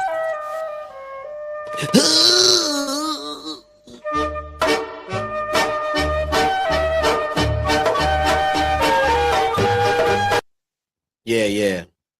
Good intentions about everything from the very beginning. In Mr. Metcalf, the deceased here, let's ascribe the worst possible situation to him. He gets upset. He's a white guy who doesn't like black guys. He's spewing out racial insults. And then let's just say, I ain't gonna lie to you, Jules, though. When it comes to the law, the motherfuckers don't like to lose. So, I'm putting all my chips on a Jew lawyer, bro, all day. Yeah, any Weinstein, Feinstein, any Steen, man. Any Steen, bro. I'm hiring you, bro. But I have to say though, just because they can always win doesn't mean that they aren't using loopholes and a whole bunch of fuckery to fuck. I don't give a fuck as long as I win. I mean, I don't care less how they do it. It's the outcome for me. All right, you're right. Sure. Yeah. Well, see, I guess the issue is I've been on the losing side of that. So, when justice would have been for me, you know? Just saying, man. Feinstein, Weinstein, any Steen. Mm-hmm. He lays hands on a very peaceful Mr. Anthony, right? And starts forcibly moving him out of the tent. Now, she could have done anything else but lay hands on Mr. Anthony. But let's say he lays hands on Mr. Anthony. All we got so far is an aggressor who's using ordinary physical force. And what do I mean by ordinary physical force? The kind of force that is not likely to lead to either death or a serious bodily injury or serious physical injury, as it's sometimes explained in the statute. Do we have that? We got a fist fight here between two guys that are probably roughly equal. They're the same age. They're both athletic. You could see the picture. Yeah, see, because I had that I've had that argument. I've even heard John even state this. Like, ain't both of them athletes? Yes, they both play football. Yes, sure, one may be bigger than the other, but it's not to say that shit. Like, the guy was like Dwayne Johnson next to the dude. You know what I mean? So at that point, like, if it's a dude that's like, you know what I mean, at that stature, right? Like, yeah, I'm gonna fucking stab you. And I think, the court and people are gonna say it like shit. I mean, damn, that guy could have had killed you. You know what I mean? Like, if he did take a punch or something. It's the Yeah. same thing with a boxer. Like, his arms, I mean his arms, his hands are licensed. You get what I'm saying? So he can't be punching anybody like that Yeah. because it's a weapon. It's just crazy, man. Like, a lot of people don't know that shit, man. But if you don't, man, now you just learned something new today. They look roughly the same size. Now, of course, you start changing that, right? One guy's 300 pounds and the other guy's 150 pounds. That might lead to a different conclusion. But all you got so far is an aggressor who is using ordinary physical force. If you take that stage that I just set, then Mr. Anthony is absolutely entitled to defend himself. Ooh. I did not. This is the first time I'm listening to this, y'all. We getting different opinions and everything from different perspectives. You know what I'm saying? But So they're saying he was not kind of like expecting had this. some home doctrine somehow, like. Nah, he basically trying to say that if, let's say, Carmelo is 150 pounds and the Metcalf dude was 300, and he did touch him, the Metcalf dude touched Carmelo. He's in every right to defend himself. Okay, sure. So is he going to tell us the weights that are comparable where that doesn't happen? Because that kid was not 300 pounds to his 150 or whatever. No, I believe We've it was all like seen the kids, 260 something. He was like 260 something. Carmelo was a buck 50 something, I think it was. Because you got to understand, he was a receiver. Receivers are usually lightweight. Yeah. They're runners. Wait, runners. I know. Yeah. Well, let's see. I believe the other kid played both sides of the ball, but on the like basically guarding the quarterback and playing the defensive side. So if he was playing both sides, that should tell you how much of an impact of a player he was. Just saying, you wouldn't have usually, you have just one position, but nah, this motherfucker was bouncing from offense to defense. With ordinary physical force. That means he can stand up and punch Mr. Metcalf in the face. He can push him back. He can get into a physical struggle with him. You don't get to pull out a knife and stab the guy in the heart. That is deadly physical force. You are bringing deadly physical force to repel an imminent threat of ordinary physical force, and that is disproportionate. And even if you have a right to defend yourself here, you lose that, and you are responsible and criminally accountable if, in the way you defend yourself, you use deadly physical force in response to an ordinary physical force threat. Everybody. I agree. I agree. It's not. It wasn't. It wasn't warranted for him to stab. This is what I'm saying. It wasn't warranted for him to stab him just because he might have touched him or pushed him a little bit or whatever the case was. You know what I'm saying? It wasn't warranted because it wasn't like a life threatening situation. It wasn't like he took out a knife and said, "Yo, fucking move out my tent." You know what I mean? At that point, it's a knife fight. Yeah.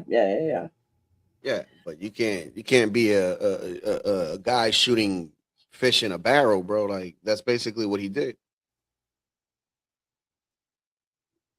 Yeah. Yeah. Well, let's see. But Let's they tried to go ahead. go ahead. No, No, no, you go ahead. Go ahead. well, so just to be clear, who were you referencing shooting fish in a barrel? Carmelo, basically. Right? Yeah, okay, that's what I thought, because if that's the case, there was history and plenty of witnesses of him having issues before. Yeah. Yeah. So Not wrong. that doesn't speak well for him. I mean, he has fights in school, so and that's not to say, that makes you a bad person because I fought in school too, because I ain't gonna let nobody bitch me. But at the end of the day, it's like, I think they probably might bring that into court, bro. Who knows? You know what I mean? Try to Yeah, it's portray a possible. kid that it's not violent, but he was probably going through some things to the point where he thought, he could do this. Mm-hmm. So I don't know. Let's see what this woman has to say. One of the things that I would like to see addressed is, and we know in this age of social media, it's not going to happen. The rush to judgment, the rush to just come out and the vitriol. I'm so saddened for this family. There are pictures that are going around of him holding a gun. Now they're not talking about how he saved a child. There was an article on him in Baton Rouge when he saved a child. He's from a 2-parent household. That's not what they want to talk about. They want to make him look the worst possible way. I want us to be careful of sharing. They're not trying to make him look the worst possible way. He made himself look the worst possible way, because if you're saying that he's such a good kid and everything, that he should be able to have a simple understanding that it should have never got to that point. He should have been able to walk away from the situation, see another day. So and like she should know better. Like what? Like the media doesn't show things in the best possible way. Hardly ever. You're really, really freaking lucky if you're like in the 0.01% getting a positive news story. Like, bro, like this.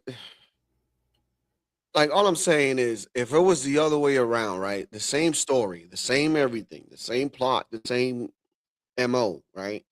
And the switching is basically, now Metcalf is the one stabbing this kid. What do you think the uproar would be today? Well, it'd be about, I guess, Latinos stabbing white women or something, or white people. It'll be Metcalf stabbed this little black boy. That's what it would be, right? And then we'll make it a whole big thing, right? But since it's the opposite now, oh no, they don't say all the good things he did. I mean, but why would you? He killed somebody. Like, you're not seeing that? Like, I know, it's so funny. Like all that shit don't matter no more. Like, you think all that shit's gonna matter when it's sentencing time? If they find him guilty? No. Mm-mm. Man, man, all he gonna be doing from now on is sweat equity. We spoke about that here. Let's talk about it with your host, Jules and Latino. Sweat equity. It's needed out there. We love our berries. We love our watermelon. That dude was picking the watermelon. He was like, I don't know how to pick watermelon. I thought that shit grew on trees. No, he learned that it grew on vines. Yeah. Sweat equity. He's gonna get a lot of sweat equity. What do you think about that sweat equity, Jules? That Carmelo's gonna get when he go to prison? Well, I mean, gardening is a good skill to have. That's what I'd say. Sweat equity. Shout out to sweat equity. Yeah. Shout out. Just rolls so good off the tongue. Sweat equity. That of passing on that misinformation. Like you said, they're posing. They're talking about them buying this $800,000, $900,000 house. anything we want to post about, I think we just need to trust but verify and don't spread misinformation.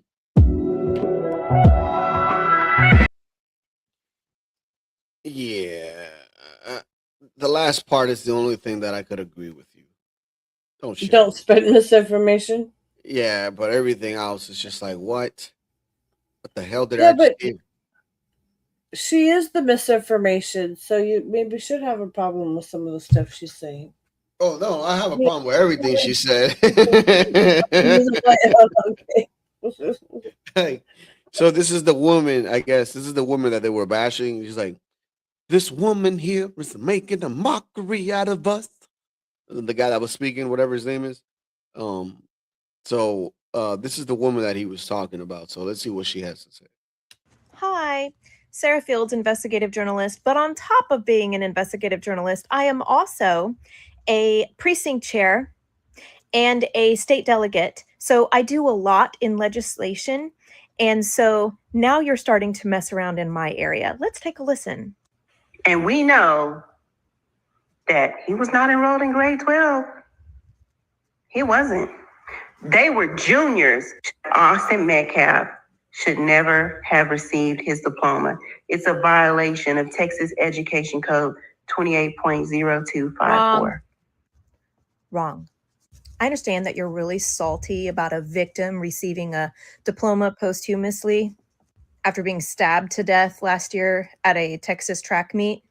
So you're not only morally completely off course, you're also just wrong. So you're trying to say that it is illegal for a Texas school district to award a posthumous diploma to a student who was killed before graduating because the student was 17 and was not technically in their senior year yet, right? It is absolutely legal in the state of Texas. And not by some loophole and not by some special exception of somebody invented overnight. Texas law specifically allows this. In 2007, Texas passed what became known as the Jennifer. Not specific, not not the Pacific Ocean. Okay. Law after the murder of Texas teenager Jennifer Ann Crescente. That's this beautiful soul right here. The law created Texas Education Code 28.0254, which allows school districts to award posthumous diplomas to students who have died. But here's the part you're missing. And it's weird because I know you're smart. So I know that you're likely completely ignoring this part and you're just misleading people. It's pretty on par, but moving on. In 2019, which I was actually very involved in that legislation in 2019, Texas lawmakers expanded that law with House Bill 638. The reason for this was because the law before that was much narrower and only applied to students who had been killed or had died in their senior year, which is what you are trying to mislead your followers and listeners into thinking. The 2019 amendment broadened the language and changed it to apply to students who were, quote, expected to graduate under the regular schedule of school attendance. This means that the student does not have to be a graduating senior at the time of death.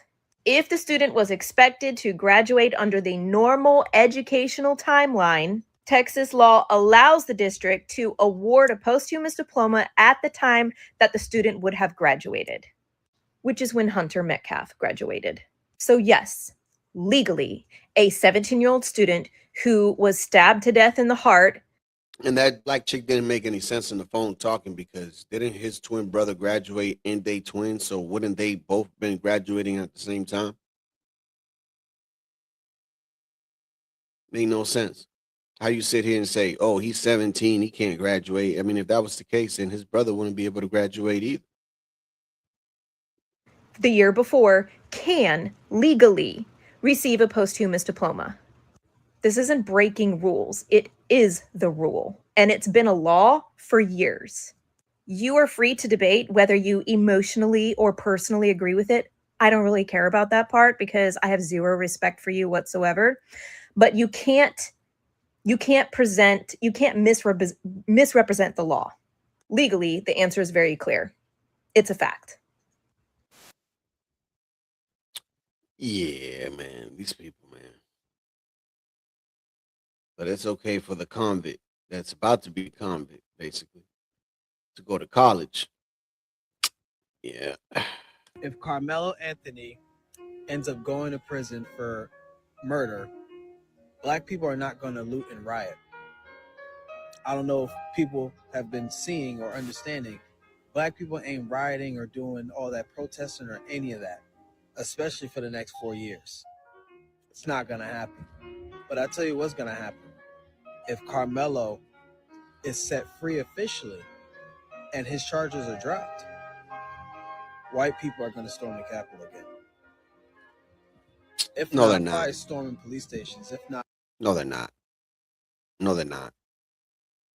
No, they're not. No, they're not. If that was the case, they would have done that shit with OJ. probably storming black folks' businesses. If not, probably burn them down like they did at Black Wall Street. Bro, it's funny that you have to go back all the way back to that. Guarantee you that. Because white people just don't like it when they don't get their way. This dude, man, I'm telling you, bro. We need to stop. Y'all need to get help. Stop with this shit, man. It's crazy.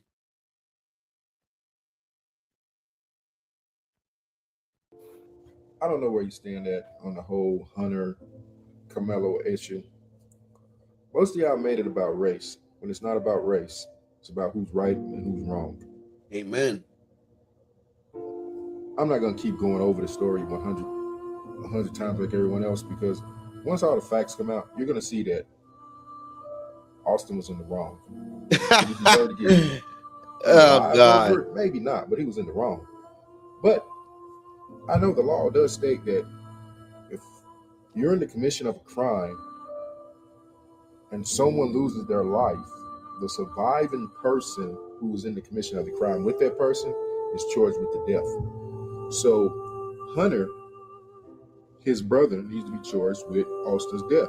No, what? Because Hunter and Austin This is were sick. in the commission of a crime, possibly This a is sick. felony. They was robbing him when they What? took his property. Come on, man. And then they assaulted him, and that Come led on, to the man. This is unaliving crazy. of Austin. While Hunter Come up, is Mike. very Come up, much Mike, if you can. lying Come up. in the details of what happened, Damn, because man. he's This- trying to protect himself Wow. and the image of Austin. But the cry should be, instead of arrest Carmelo, it should be arrest Hunter. What? Bro, this man is insane. He said arrest the brother. For what? For holding his brother while he was dying? Like, Jesus Christ, man. What the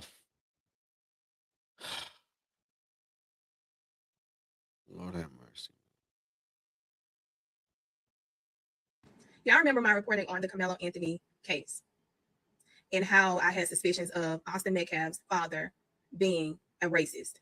Not only being a racist, but teaching his children how to be aggressive pieces of shit. What fell in my lap is audio of Jeff Metcalf calling a black woman the N-word. Yeah, Jeff Metcalf, you're a racist ass prick. Fuck you, nigger fucking whore loving bitch. That shit sounds fake. Yeah, you heard that for yourself, just me. And then does this Just feel sound mad fake. therapeutic for you? It's not good. It's not good. I'm not supposed to be doing it, but some nights, yes. I ain't never been jumped by nobody. I ain't never had nobody. I ain't never had. Guess what? There was no jumping. There was no jumping. There was no punches. There was no nothing thrown. The first physical confrontation was from Carmelo. There wasn't 4 people. Once again, you're misinformed. You haven't seen the video. So you even said they in your own interview. They are my sons. Is who I respond to. Okay, yeah, your sons is 2. So you have 2 sons, right? So they means more than 1. So That's it wasn't correct. a 1-on-1. It was a 2v1. Do you think your son, had your son, Austin, or his twin brother went and got help, or, got a coach, you would not be up here right now defending him? Okay, let me ask you a question. If Carmelo didn't bring a knife to a track meet, would we be having this conversation? had your son not put his hand on him. No, sir. Answer my question, because I will answer yours and I will prove to you a different way. You wouldn't know if he would have used it had your son not put his hand. Sir, it's a felony to bring a weapon to a track meet at school. So let me ask you a question. No, it's not a felony. It's a policy. It's a school policy. Obviously, you're showing me your intelligence, so you're not going to last much longer with me. It is a felony in Texas. Okay, so you look it up. Secondly, ask the question, answer the question. Next, okay, fucking dumbasses. You're running out of time, guys. You're really trying to piss me off now. So, Mr. Jeff, I've heard countless times over and over that you made a claim that Austin grabbed Carmelo's bag. Can you tell me if that's true or not? My understanding, of course, I did not witness it, but my understanding, that is correct. Do you think that Carmelo went with the intent to do this, or do you think this was a situation that happened off of your son's quote unquote alleged actions? That's what is in the process of happening. Yes, ma'am. He's been indicted. There's going to be a trial. I feel strongly based on the evidence that will be presented, he will be convicted. So yes, ma'am. But he hasn't had his day in court yet, right? Yeah, so, I just said that, ma'am. For anyone, we'd be innocent until proven guilty, right? Yes, ma'am. You think it's a good idea for you to continue to come to platforms like this in the midst of this case and what's going on? No, ma'am. I've been instructed not to, but sometimes I don't do what I've always been told. Supposing he's found. No, look, first of all, I'm not going with supposing. That's hypothetical. Fucking dumb shit. Fuck you, nigger fucking whore loving bitch. So, Jeff, we heard it. You can't take it back. Yeah, it sounds like that part where he says the N word or whatever. It's not legit, but everything else. Yeah, honestly, man, I don't think it's real. You could tell. I don't think it's real. I think that it was a mistake for him to ever go over there, because I'll tell you, I've been on TikTok debating with those same people, and they are the worst group of people you'll find in the entire world. Those people that are supporting Carmelo Anthony, honestly, I've never seen such just disregard. I mean, these people are they're evil. They're evil people. Like, you get over there, you start hearing people, they start talking about how Austin is how he's burning in hell, and all they have pictures and shit. Like, they do AI shit of the kid burning in hell. It's like, these people are fucked up, man. Check this out. For the whole black community, I'm just speaking for myself. Yes, I'm gonna say it out loud. Yes, I am defending Carmelo Anthony because he's black. I'm defending him because he's black, because you attacked him because he was black. You decided that he was a thug because he was black. You decided that this young man shouldn't have a bond because he was black. You decided that this young man should be charged as an adult because he was black. This young man should get life in prison because he was black. You didn't even know the details. You still don't know the details of the case. Jesus fucking Christ. Could it be the fact that he stabbed somebody? I mean, at least the one thing, at least with this guy, he's admitting that the reason that he's supporting him is because he's black. The truth of the matter is there's no argument. Everyone knows that what he did was wrong. The fact is that some people, they just don't care, because for them it's race first, skin color first, and then right and wrong comes somewhere after that. They put skin color before right and wrong, and they will always defend the black. No matter what he does, he can do bad. That's not good behavior, though, bro. I mean, that's what keeps people like that in getting in trouble and all kinds of shit, because they have a hatred in their heart for white people, and they can't see any situation without looking at. So they can't even imagine, like, the way that they describe the situation is they say, okay, well, Austin, he did it to himself because he approached Carmelo, as if Carmelo is some kind of animal with, that you can't get too close to because he'll reach out and stab you. He should have known better. It's like they're just gonna gloss over the fact that, you can't do that. It's against the law. Like, they can't even conceptualize, like, that you need to hold them accountable. Maybe it's not a good idea to have kids thinking that that's okay, because you got kids over on TikTok listening to these panels, listening to these black people say, well, if you touch me, then you can't dictate what I'm going to do in response. It's the stupidest argument I've ever heard.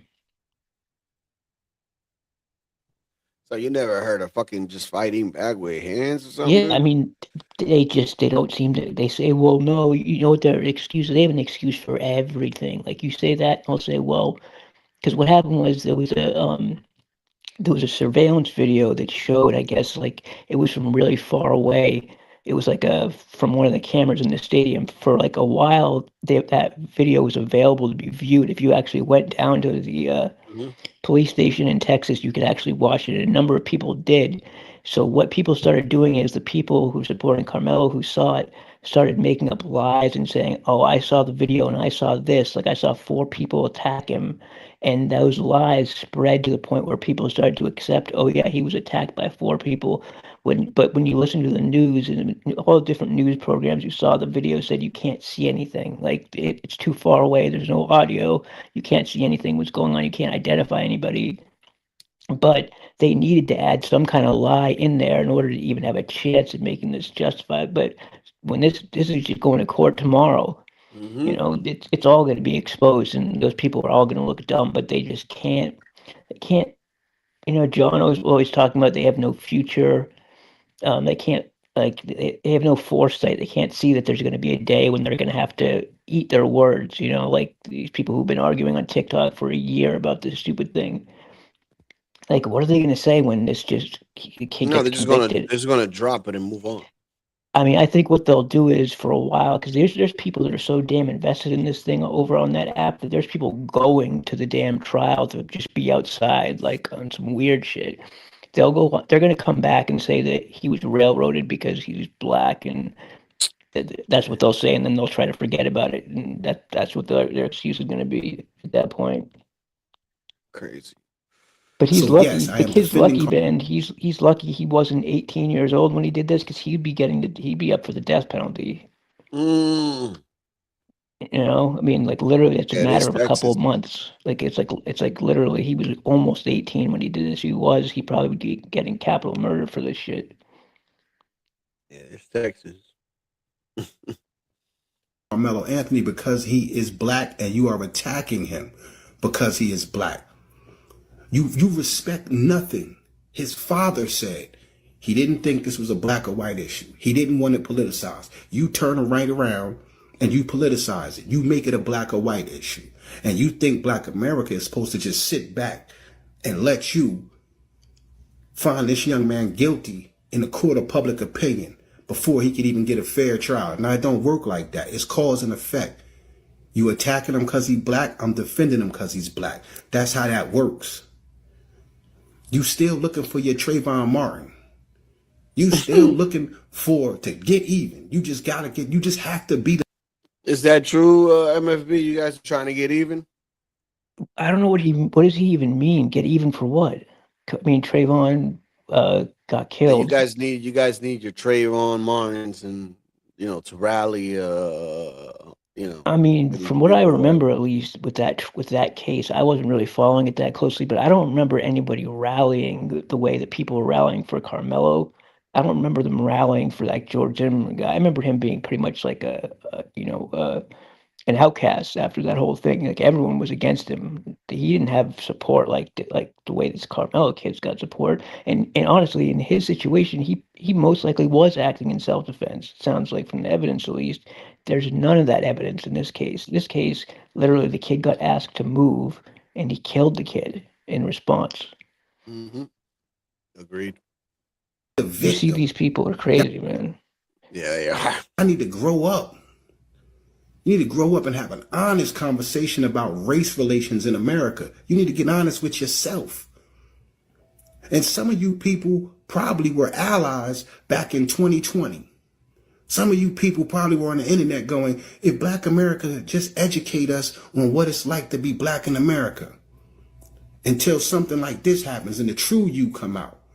So yes, I'm saying the loud part out loud. I'm saying the quiet part out loud. Yes, I am defending Carmelo Anthony, speaking for the whole black community. I'm just Crazy, bro. People like this guy here, man, they're just they just see things differently, I guess. I don't even know. What you expecting tomorrow from the case? Right off I the mean, gun. they have to do jury selection. Will probably take all day just to do that. They have to pick a jury, and both sides have to, they ask the jurors questions, and they, have to. It's going to be hard to pick a jury that's because they have to pick it from that county, and I don't see how they're going to get too many people who had, because like you really, when you get a juror, you want them to have no idea about the case. So, I mean, I don't know how many people haven't heard about this case that live there, but they're gonna have to find the people who really haven't been in touch with like what's going on. Because I mean, if I know about this case, well, I mean, if I lived in that town, I'd imagine everyone knows it or that county, you know. So I don't know how long that'll take, but I think it's going to be a relatively quick trial. I think within a week or two, it should be done. And the funny thing about this is You think it's going to over be the done in 2 weeks? yeah, I mean, there's really not that much to go over. I mean, he's already admitted that he did it, so it's not a Yeah, he matter of did. you don't need to prove like beyond a reasonable doubt that he did it. He needs to prove now that he did it in self-defense, it's impossible. Like, it just is impossible. Like I'm pretty sure that they won't even like literally you can't claim self-defense if you were provoking the person or if you were committing a crime and he had a knife on him in school, which is committing a crime. Those two reasons right there. I mean, just right there, he doesn't even have the ability to claim self-defense, I don't think. So I think it's going to be, if I were him, honestly, I would have spent this last year trying to get out of the country. Honestly, that was his best shot. Cut the ankle monitor off and run. Yep, I Honestly, would have that's his. done the same thing Otherwise, too he's with going to that spend the money. rest of his life in prison, man. Yep. So that's what they should have been doing, helping him get out, figure a way to get I'm out gonna of the country. give me a hypothetical. Let's say he wins. Then what? If he beats the case, Mm-hmm.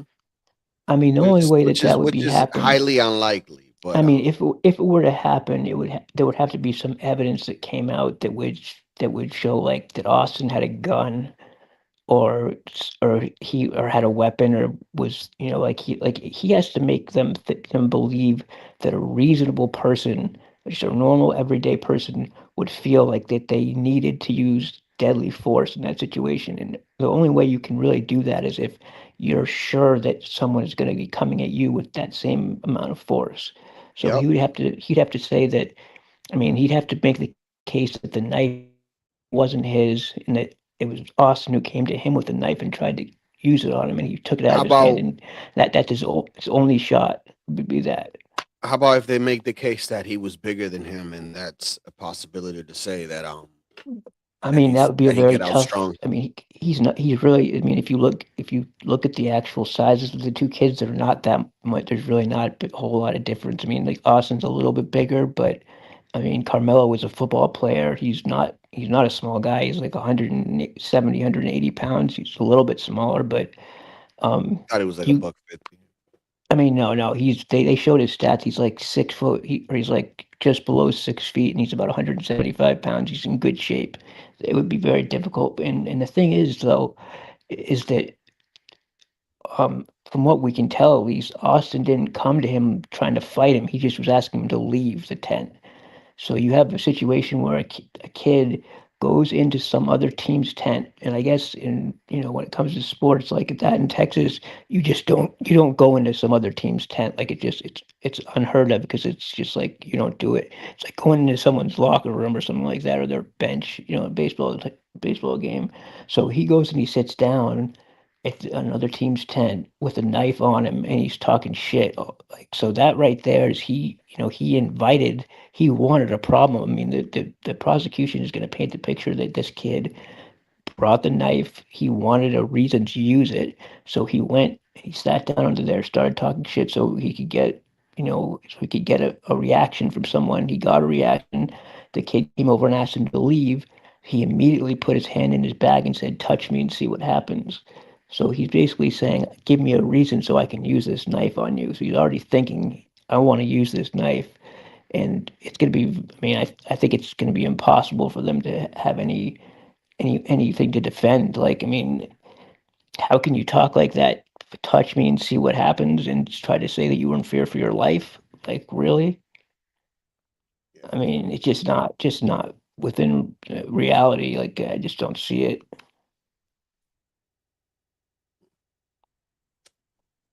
Well, I want to see people's reactions tomorrow and how they're going to act and what they're going to Well, say. it'll be like, see, the problem is that there's no, they're not televising the case, No, they're unfortunately. not. So, They're yeah. not. But there are people that aren't that are going to be inside, and they can give you their Yep. and you're So gonna they'll just have to tell. take you're gonna have to just take their word for what it is. I guess. Yeah, and I guess it's all the people that they're allowing in from the media are all liberal news outlets for some reason. Like it's crazy, but it's like I saw the listing of the places, and it's like they have they have a couple of news outlets from like the UK that are being allowed in there. Like it's like I have no idea why they're not local or anything like that. But at first, it was going to be, they were going to allow just whoever in there at first before the judge made his ruling. And I don't know if you're familiar with that reporter Sarah Fields, the one who's been following this case really closely. Yeah. Yeah, she was going to be there at first, like she's not going to be now, but she would have been perfect because she is like really knows this case probably better than anyone. She actually did if you want to really hear what's going on in this case, go to her Twitter. If you go to her Twitter, she did like a Twitter live, like a live stream a couple of days ago, and she talked about everything that's going on because like she's been personally involved in this case. She's gotten threats, like she got to the point where someone was threatening her from the Carmelo side so bad Yeah. that I heard. you know, and she and that person is now in prison. I guess the person was on parole or whatever, and that violated them, so they're back in prison because they were threatening her. She was pregnant and shit, and people were saying they were gonna come and kill her and her child or all kinds of crazy shit. But this case has brought out so many people out of the woodwork that just have gotten involved, like mainly from the Carmelo side, like just these evil ass people. Like they've been swatting the father, the father, the guy we were just talking there. Yeah. They like 7 times or something like that. He's been swatted. Cops have shown up at his house. Like, can you imagine that? Like, you get your son gets killed, and then you have to deal with a bunch of this shit, and you got to go on TikTok, and you got the people talking shit like that to you. Honestly, even if he said that shit, he was provoked into saying it. But it sounded to me that that was edited. That audio was edited to Yeah. me. That's what it sounded like to me too. But there are people that say that they heard that all that live and it was real. But it doesn't sound like it to me. I think they're just lying. Me neither. But I know that they've had I know his mother, the mother of Austin, has been on TikTok on like some of like the people who are supporting Austin. She's gone on their pages and just said like thank you to everybody who's been supporting me because like they're aware of it or whatever. But the father of the kid of Carmelo's father goes on TikTok like every week. Every like week on the weekends he shows up on one of the pro Carmelo panels.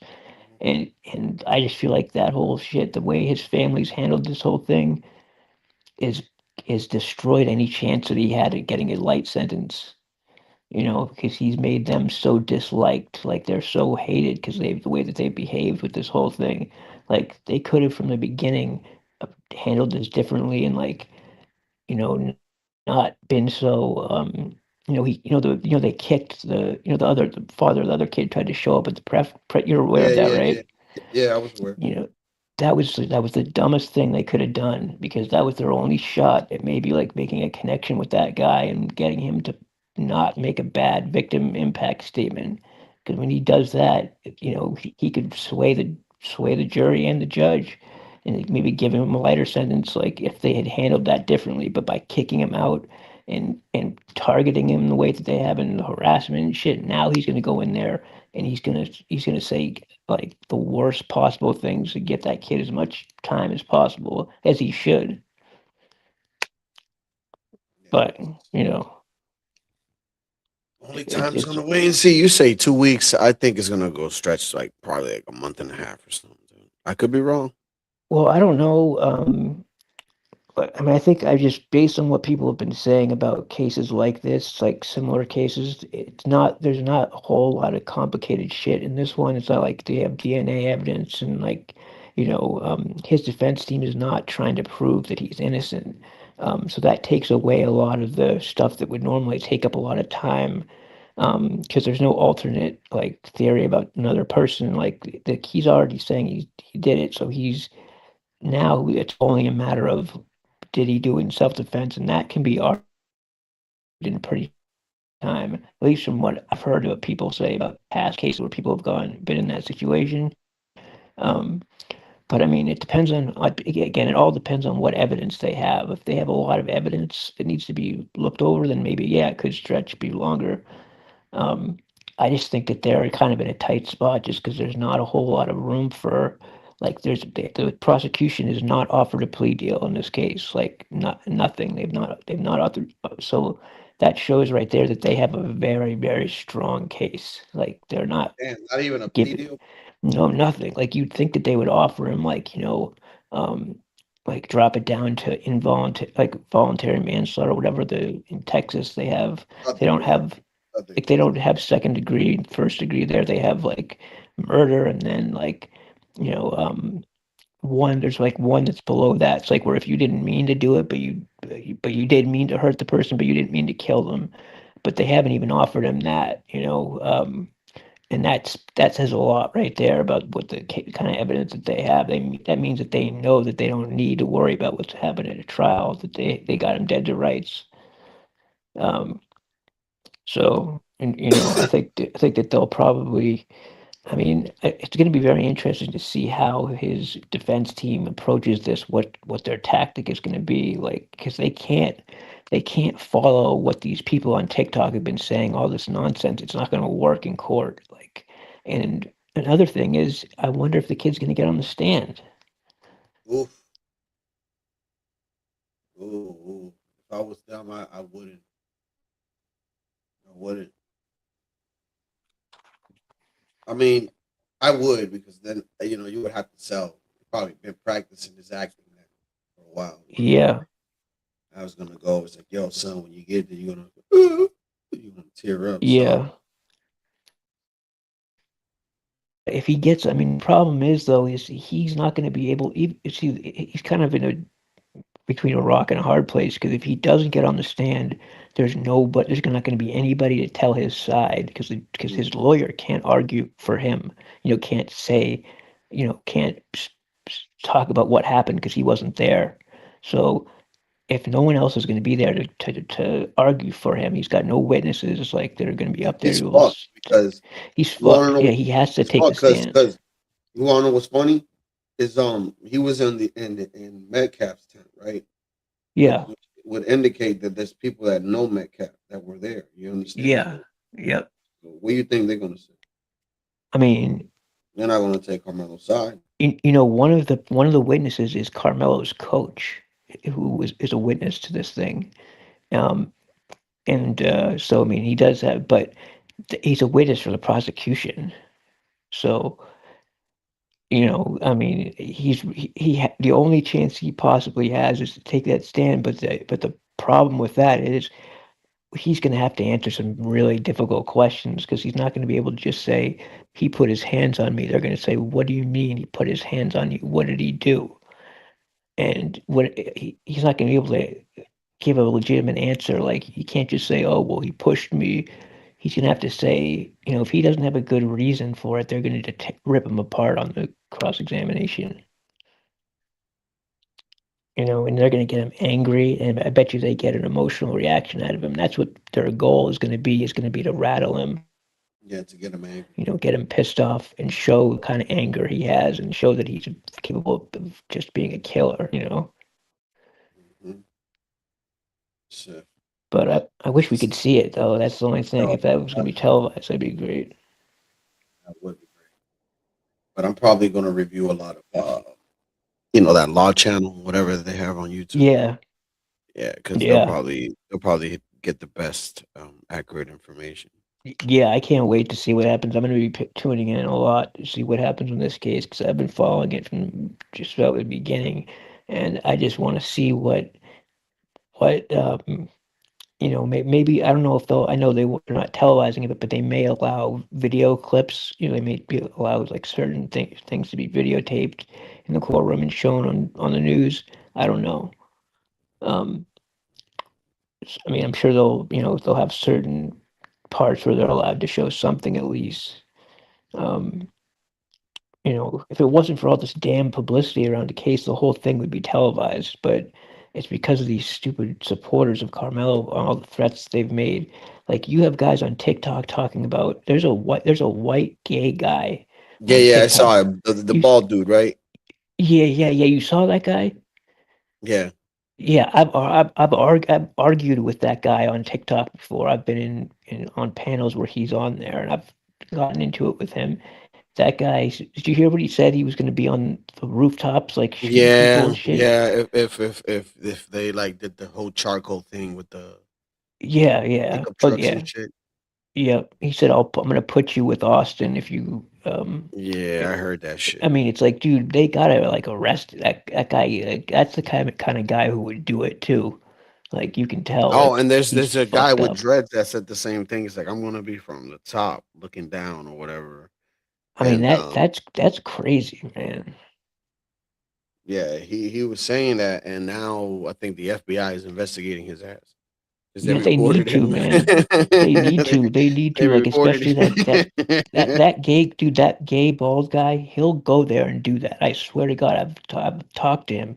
He is that crazy where he will go there. Like I think it's got to be something. I'm trying to figure out why he would even be on that side, but it's probably because he's a fucking homosexual, and he identifies with the blacks because feels like he's probably been treated unfairly too or something like that. But he's a fucking nutcase, man. Absolutely. Man, I hope that this shit ends in 2 weeks, and I want to see the reaction Yeah. of the FBAs, bro, and the meltdowns, bro. Yeah, it's gonna be that. That's what I'm hoping, man. It's I gonna want to be see them. I want to see fucking their. amazing, bro. Dude, I was Oh, on a I can't panel. wait. I was on a panel just a couple days ago, or I wasn't on the panel, but I was watching on TikTok. It was like 1,000 people in the room, and this white girl went up there, and it was basically like an even split. There was like 4 Carmelo supporters and 4 Austin supporters, and this one girl went up there, and she just destroyed the whole pan. Like the way that she enraged them so much, and she just was like, I forget exactly what she said, but she just like, in using legal terms, was just like, you guys are out of your fucking minds. Like, there's absolutely no chance he's gonna go free. Like, and she laid it out, and you could see their hearts break. Like when she did that, like they Yeah, all but I like mean, went like crazy. it's fucking common sense, bro. Like you Yeah, I could mean, see, you'd think, but dude, if let's say Metcalf would have had came with, I don't know, even a fucking water jug filled with water, like, and yeah, like try to swing at him, like maybe there's a possibility that I could be like, okay, he could have bashed him to death with this water bottle, and I'm like, okay, it's reasonable for him to get stabbed, fine, but that wasn't the fucking case. yeah, exactly. It's just You're gonna compare hands to a knife, dude. Like you Yeah, just can't. everybody knows the truth. The bottom line is that those supporters, they just aren't willing to say it out loud. They know it. They're just saying that they want him to get off because he killed a white kid, and they want him to get away with it because they hate whites so much. So to them, if he goes to prison, they're going to take it as a personal loss. Like for me, I look at this. I'm not involved. I don't know either of these people. Like it really doesn't affect me either way. What happens? I'm just I'm looking at this from the outside. But they feel like they're personally connected to this kid, this black kid who's, stabbed somebody. But the truth of the matter is that he's just a person that he's just a cold-blooded killer is all it is. Like, it's like they can't see that. If he were to get off and beat the case, would they want their kids going to school with him? You want to live next to him, someone that's capable of doing that shit? Like, fuck no. Man, I don't But remember the they last won't time I admit heard a that shit gunshot, though. dude. Listen, I don't remember. I live in the city, dude, and I don't remember the last time from living in the city to where I live now, dude. The last time I heard a gunshot. The last time I heard somebody getting stabbed or something. Like Yeah. like over here, I think it was what last year or 2 years ago. There was a set of breakings, right? But Yeah. it wasn't like they were breaking in the cars like by breaking windows or pick Yeah. locking it or anything like that. It was just because it's the suburbs and people just leave their fucking cars open. Yeah. You know what I mean? Yeah. So we had the habit of doing the same thing. and they gave us an advisory. It's like, yo, lock your doors because there's somebody that's just going into people's cars, Mhm. and it's not because the person was breaking the window or anything like that. It was just fucking car is open, boom, I'm just gonna take the Yeah, change and just like a little quick you know what I car mean? burglary. Like that was like the craziest thing here. Yeah, that's what it's like in the suburbs, man. Like, I don't know where did you say you lived in Boston? You said Hyde Park, I think, I lived or multiple places. Dorchester.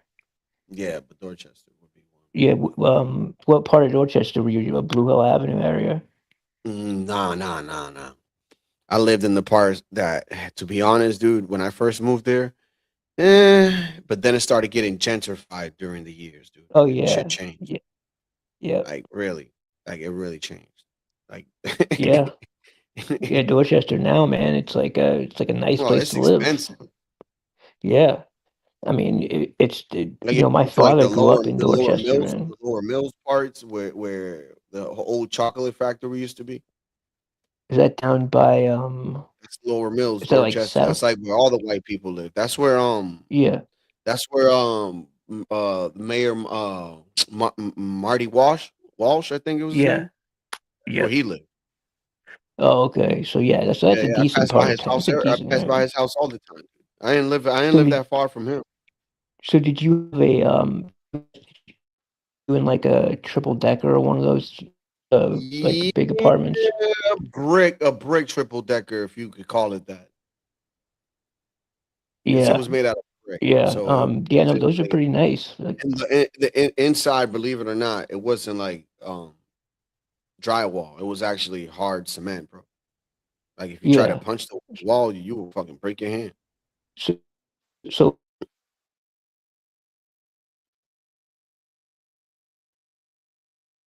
I think I lost you, man.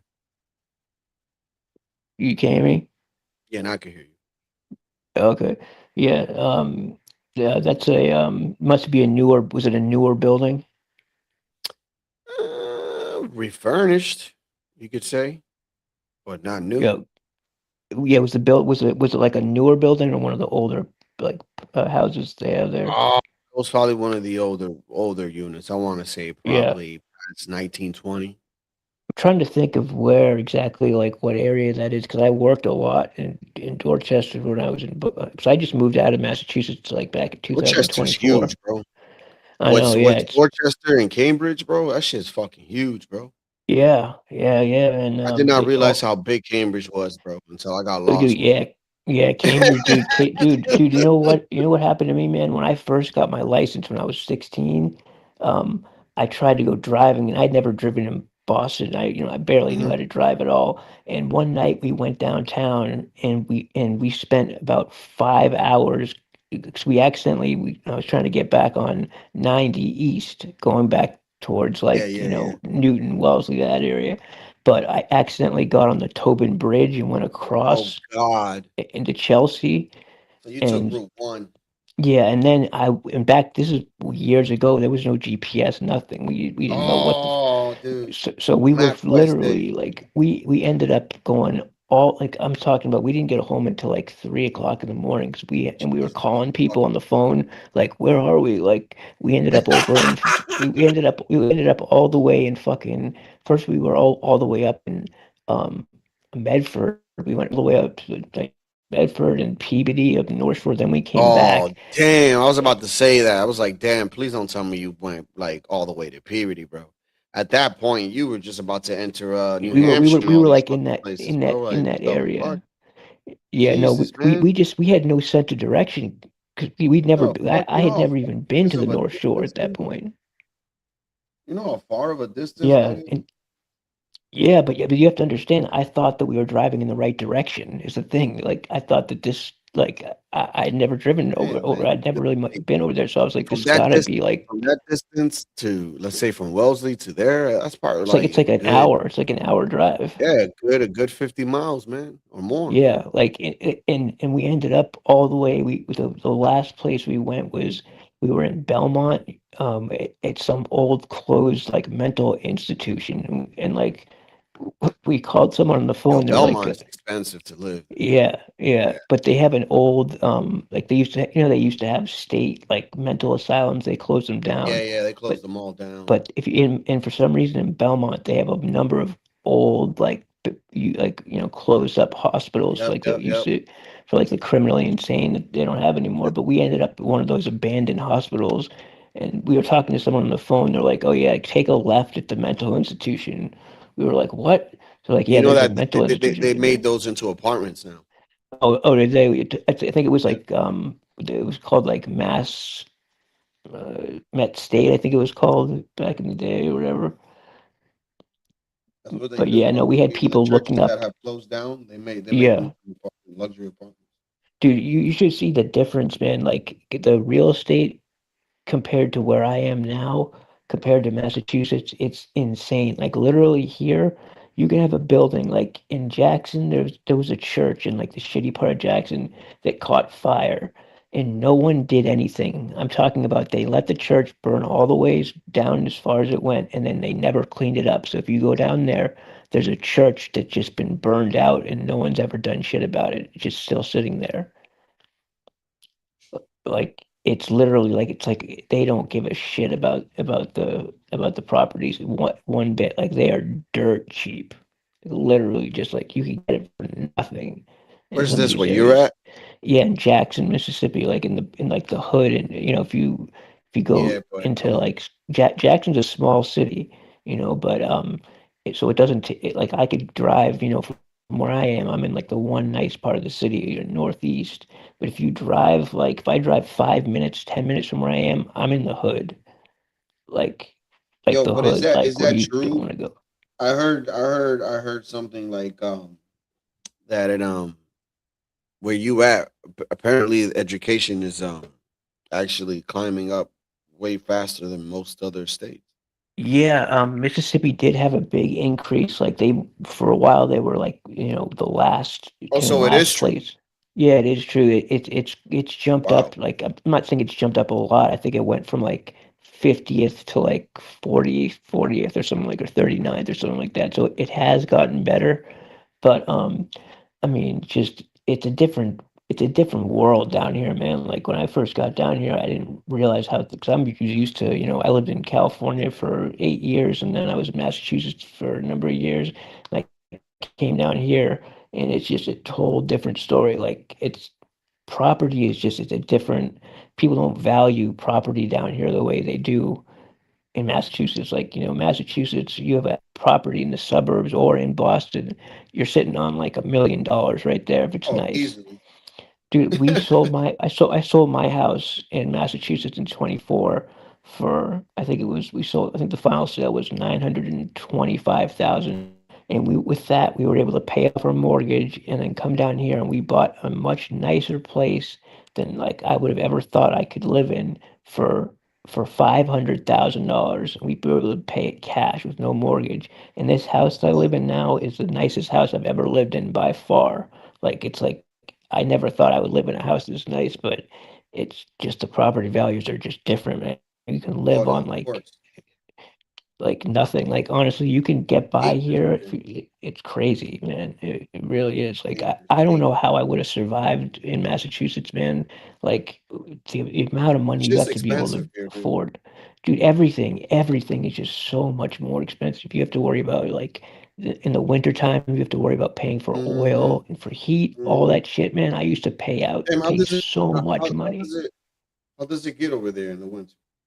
Dude, you Like, don't even need like honestly, you don't need to get you don't need the heat maybe a couple times a year. Like that's it. Like it gets maybe like the I'm lowest pretty sure you got like temperature a I've felt. fireplace where you know what I mean? Yeah, Where yeah, your yeah. heat. We have a fireplace, so like that's really all you need. It might get down to like the minimum I've seen here is maybe like 35, like late, like high 30s is the absolute coldest it will get. So like on average, it would be between like in the wintertime and like the dead of winter, it's between 50 and like 40 degrees, like at in the low end. So, Yeah, it's really just this. hoodie temperature and stuff like Yeah, that. like I Jack. mean, it's like you don't really like it's not like Boston where you need to be able to Yeah, basically we need a dress fucking for coat. like fucking Yeah, like I remember in Massachusetts, man, like I used to have to wear like basically like skiing clothes to go out Yeah, in bro. damn cold, Same, the damn wind chill and shit. same But with I'll that. tell you, man, I still it's have a to deal with trade-off though, because this dude, the summertime here, man, is so bad. Like it literally, it almost counteracts like because we get a break for the winter. It's not as bad as Massachusetts, but the summertime here gets so hot that it's almost unbearable to be outside. Like if you have a pool here, like it's like you need to live in a place with a pool. It's going to be a tough summer for you.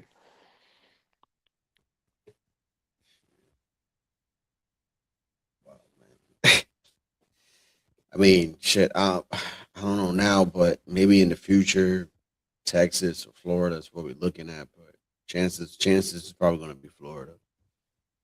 You talking about moving? Yeah, not now though.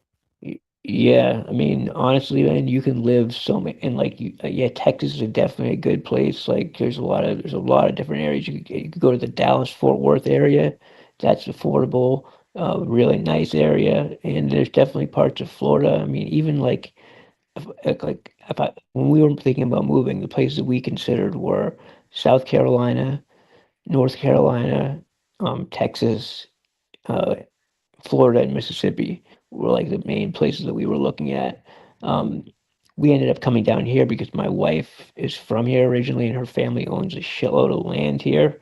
So we had like, and her family lives here and shit. So like that was probably the main reason we came down here. But yeah, man, like you could live on a fraction on whatever your income you guys live on now, you can live on a fraction of that down here. Like just think about like just the prices of gas, the prices of everything is about cut it in half. Everything you pay up there in Massachusetts, it's about Jesus, literally about half. and that's a red state too, right? Yeah, oh yeah, yeah. It's red as shit.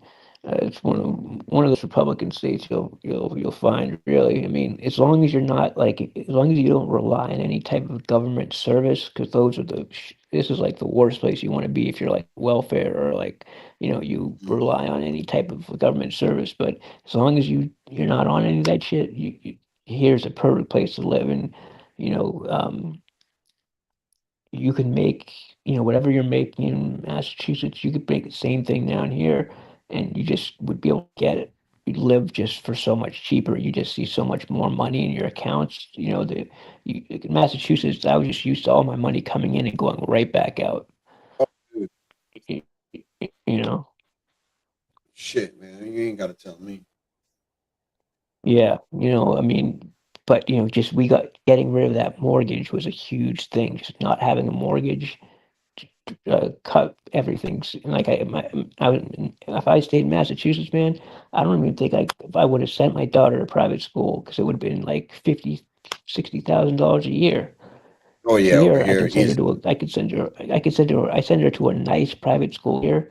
It's like 14,000 $15,000 a year, and it's like a very, very good private, just as good as any of the ones that I would have sent her to in 'cause I live in Southborough, so like we were thinking maybe the Fay School or whatever, but that shit's $60,000 a year for like Bro, kindergarten. it's like this It's ain't even fucking college. insane, man. Yeah, no, it is. And the thing is and down here, you have no option. You cannot send your kids to public school and sit in the city of Jackson public schools. Oh, The nightmare. Like I couldn't even like no, you couldn't pay me enough to send my child there. Like, that would be like you have that first of all, it's like all of the most poor. It's like it's the ghetto people. Like that's all it yeah, is. Like and it has a terrible reputation too. they're gonna be hating on her every time she come in with the new this, new that. She got snacks on deck. Like, Yeah, look at this yeah, bitch. pretty She much. think that she better than us. Yeah, I don't know You if know how it is. I don't know if your kids are your kids in school yet? Yeah, yeah, they're in school.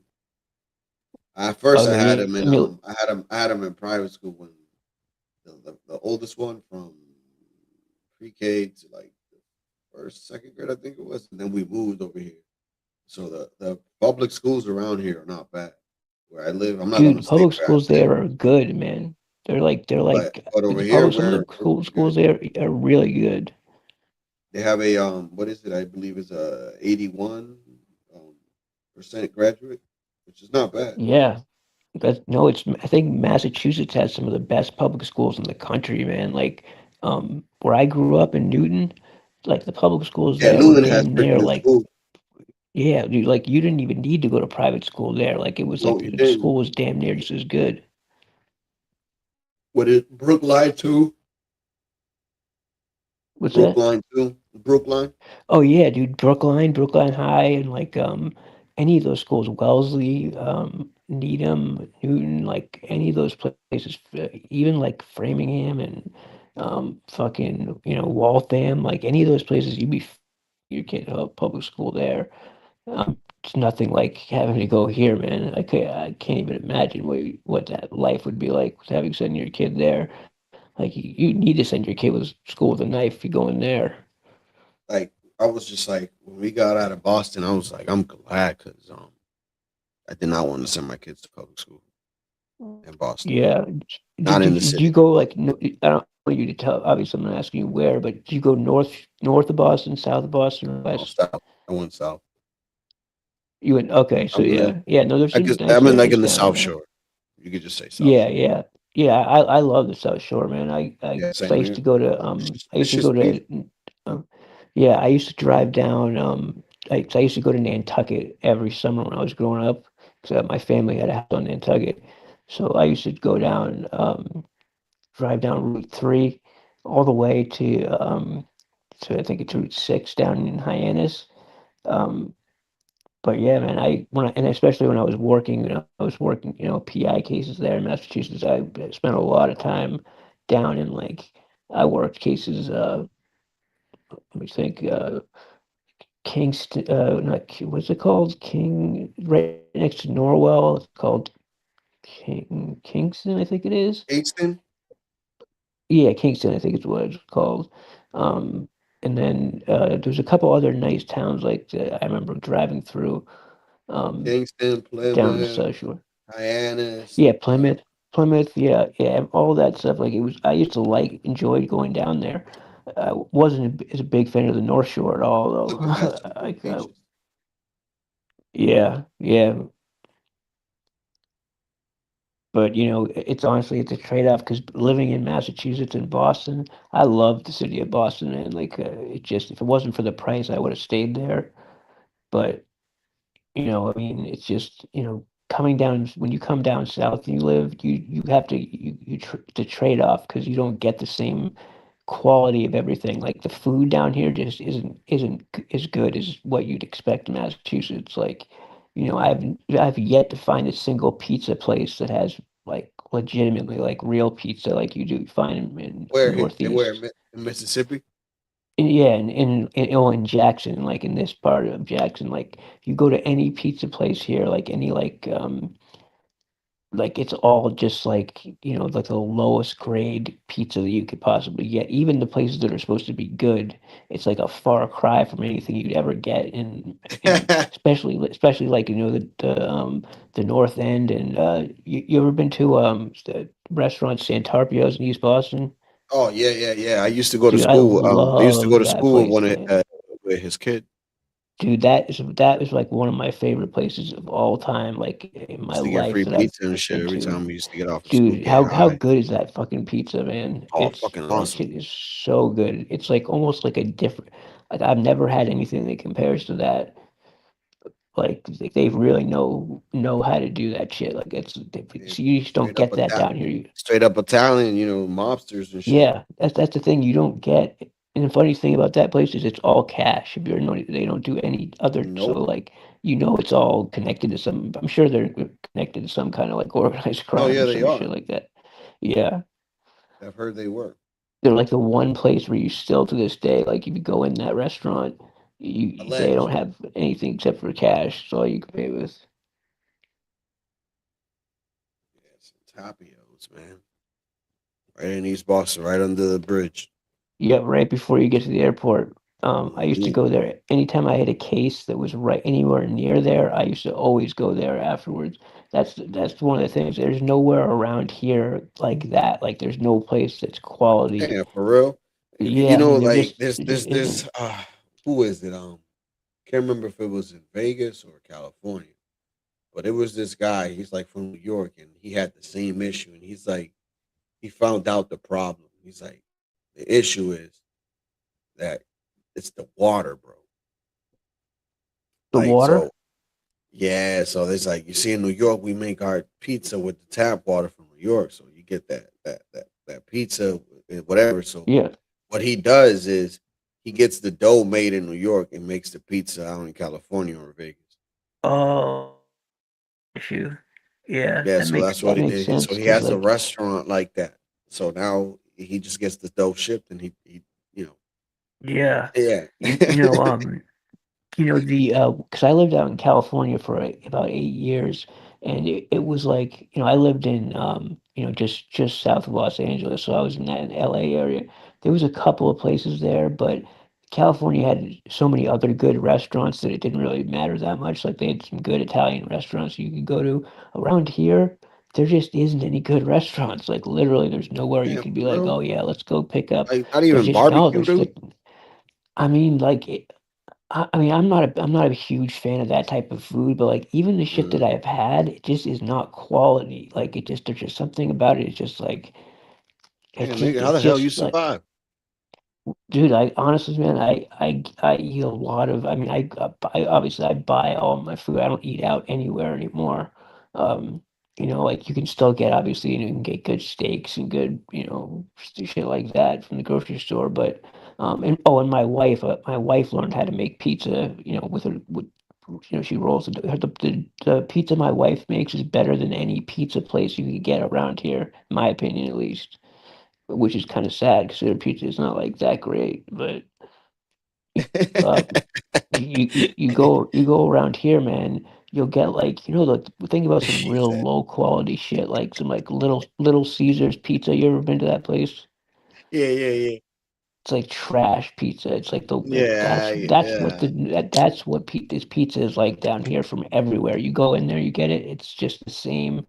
Yeah, I Like couldn't do no that. Little Caesar. It's terrible, man. Like I've kind of gotten used to it though, honestly. Yeah, that Just kind of like sucks, man. Like it does suck. Yeah, it's it's one of this the big. dude, Yeah, that's it's how like I felt when I went down to where the fuck was I? Oh, Florida, dude. And we ordered pizza. oh yeah, And you're I'm not gonna just get it like, down there. what is this?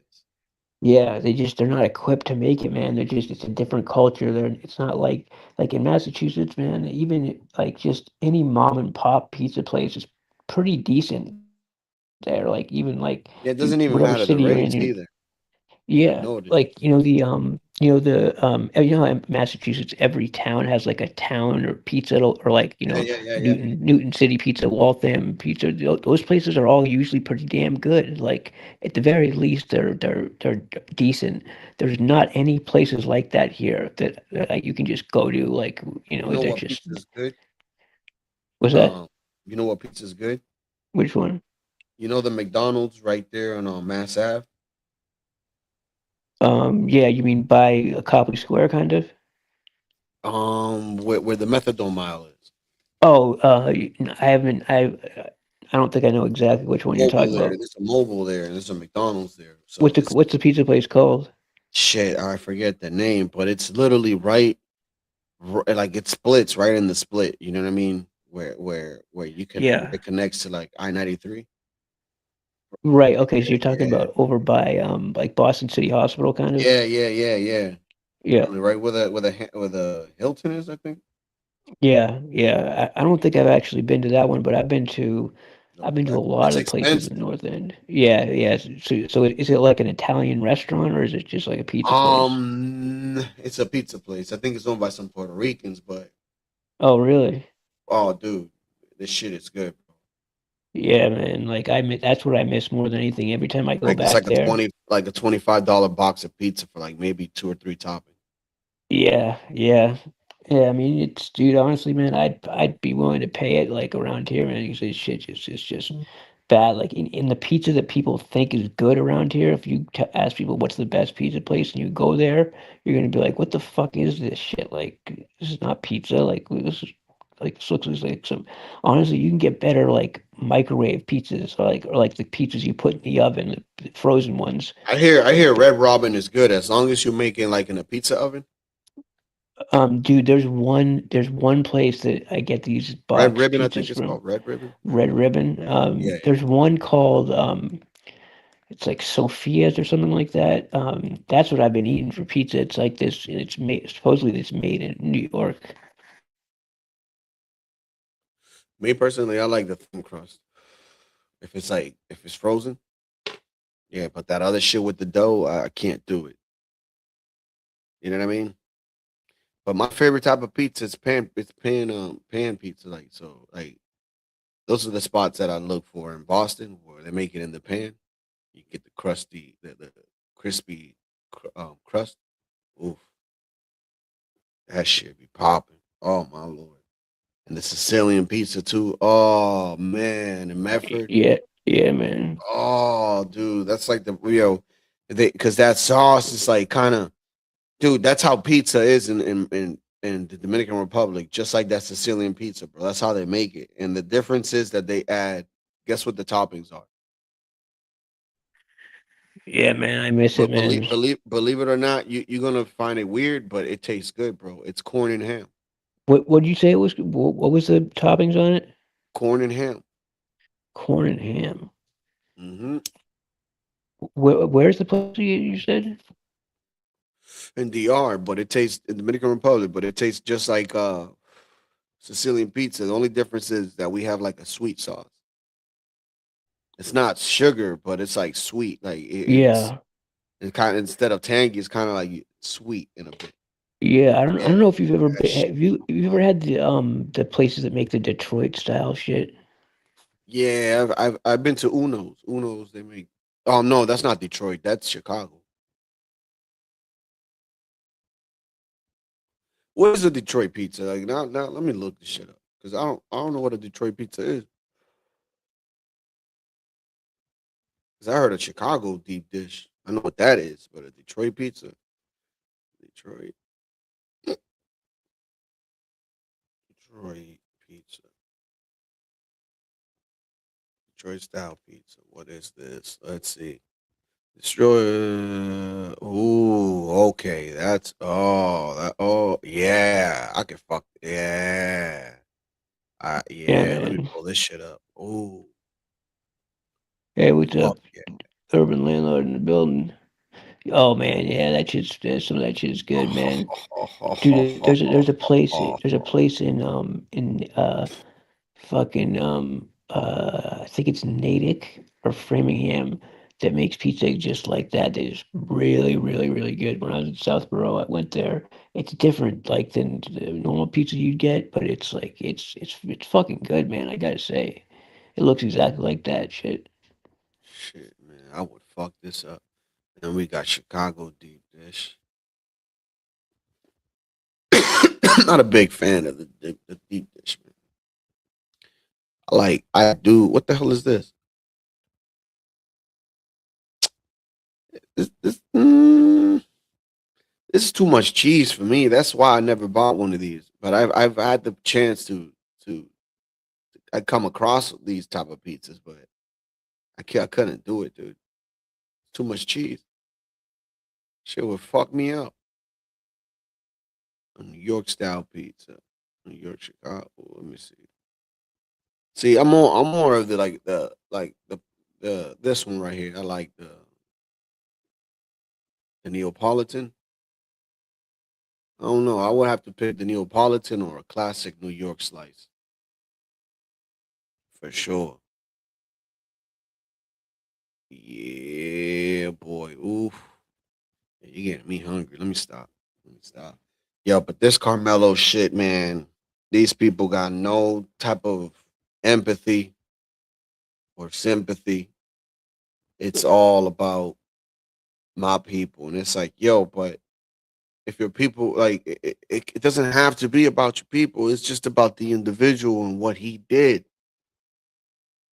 Like that's what it should all be about. It shouldn't be about nothing else. But these people can't fucking see it. It's nasty, man. And quite frankly, bro, like I don't wish the kid, nothing bad or anything like that, because I really don't know him from a hole in the wall. But what I could say is he did take a life. So whatever he gets, he's just gonna have to take that in the chin. Thank you all for 30 minutes. Yeah, man, he's gonna have to take that in the chin. MFB, you say 2 weeks.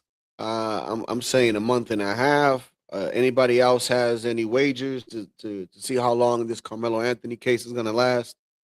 You could go ahead and put it in the chat. But do you think that like this is the thing, like, because somebody said online, MFB, they said that black people, not black people, that white people are going to protest in the street when they find Carmelo not guilty. And I'm like, I don't think so. What you think about that?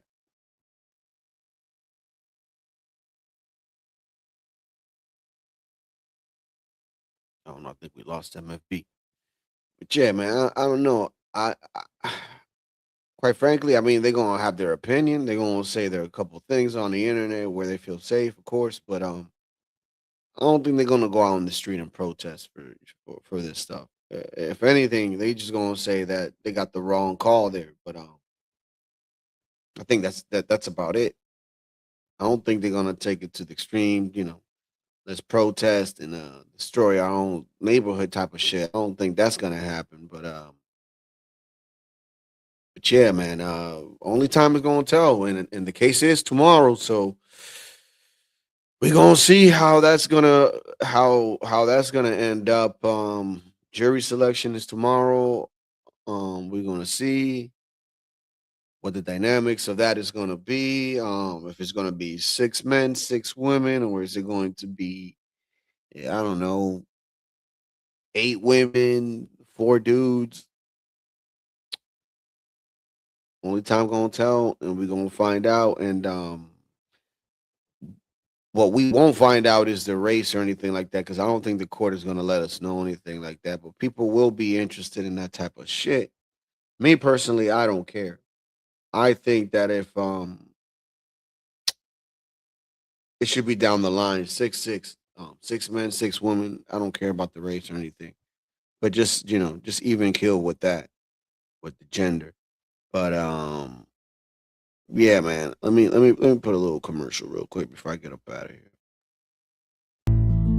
When you can't do the activities you love, you can't be you. 3 out of 5 young adults experience early onset arthritis. Negro can help. Negro increases cartilage and strengthens muscle tissue in the knees so you can feel like you again. Don't be a slave to joint pain. Free yourself, and the results will be noticeable. Hey, that guy's using Negro. Hey, Negro. Negro. Hey, Negro. Negro. Look at him go. Negro, get back to what you do best. Get back to you. Negro, please. Negro is available only by prescription. Consult your doctor to see if Negro is right for you. Negro, please.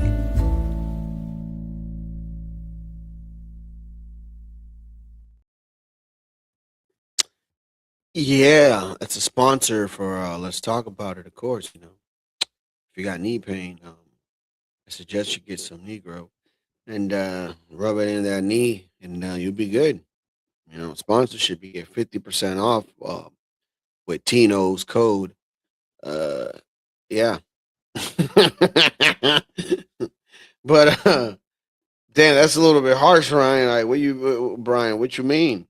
Like, you think? I mean, you can't go based off what all these people are saying online, and that side that is actually protecting him, compared to the people that live in that neighborhood that happen to be of that, race.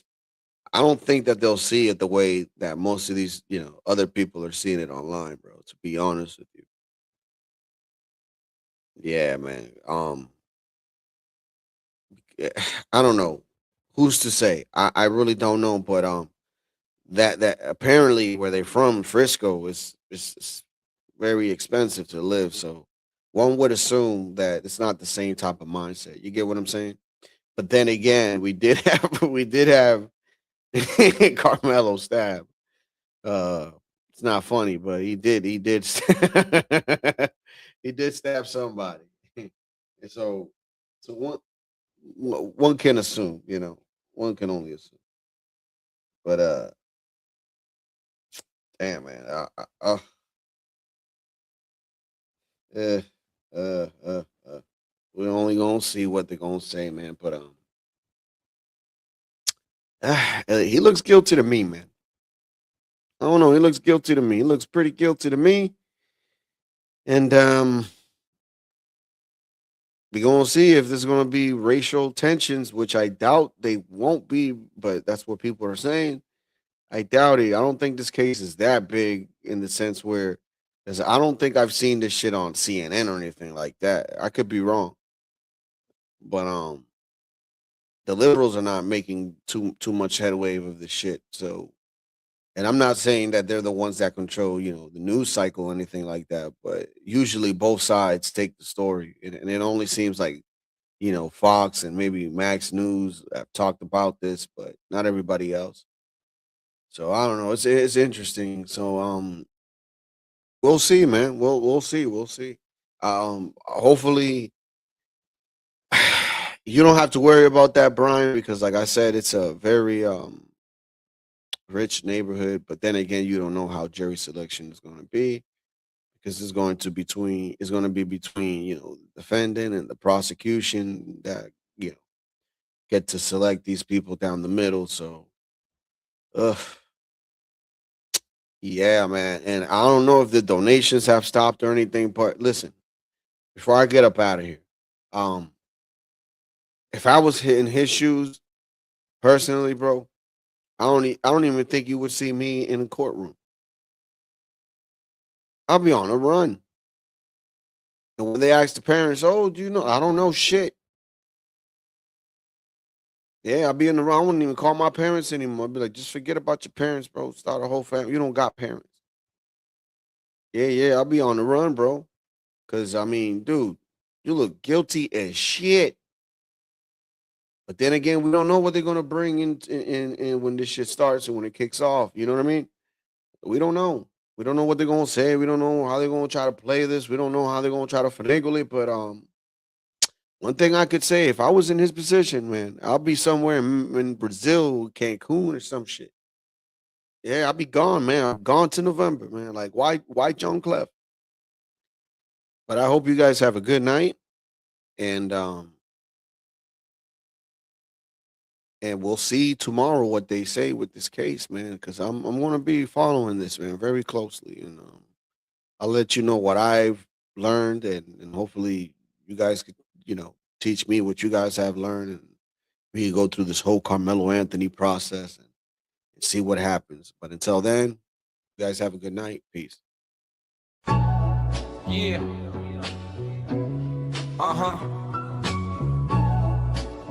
We are live. Let's talk about it with your host Jules and Latino. Let's talk about it. Pull up a chair and show people. Let's talk about it. Real life, real laughs on a reload.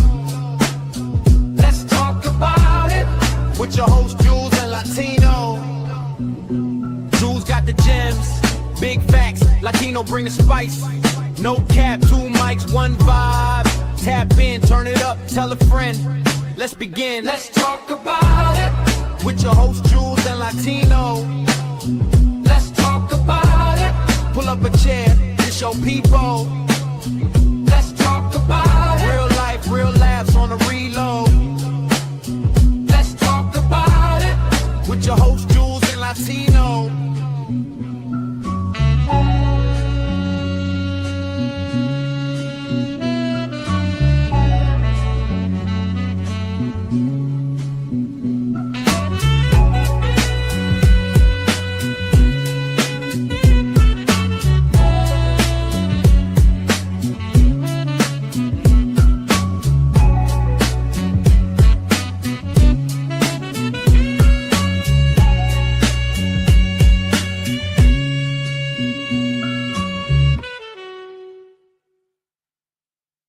Say what the fuck you want to say. Don't mean I gotta listen to it and not stop talking because you want to talk.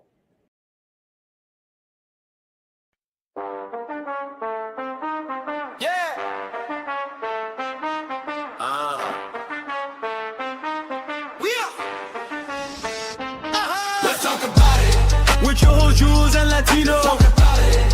Pull up a chair, this your people. Talk about it. Real life, real labs on the reload. Talk about it. With your hosts, Jews and Latino. Jews got the gems, big facts. Latino bring the spice. No cap, 2 mics, 1 vibe. Tap in, turn it up, tell a friend. Let's begin. Let's talk about it. With your whole Jews and Latino. Talk about it.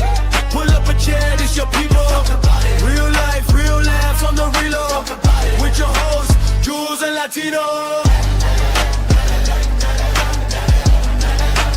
Jews and Latino.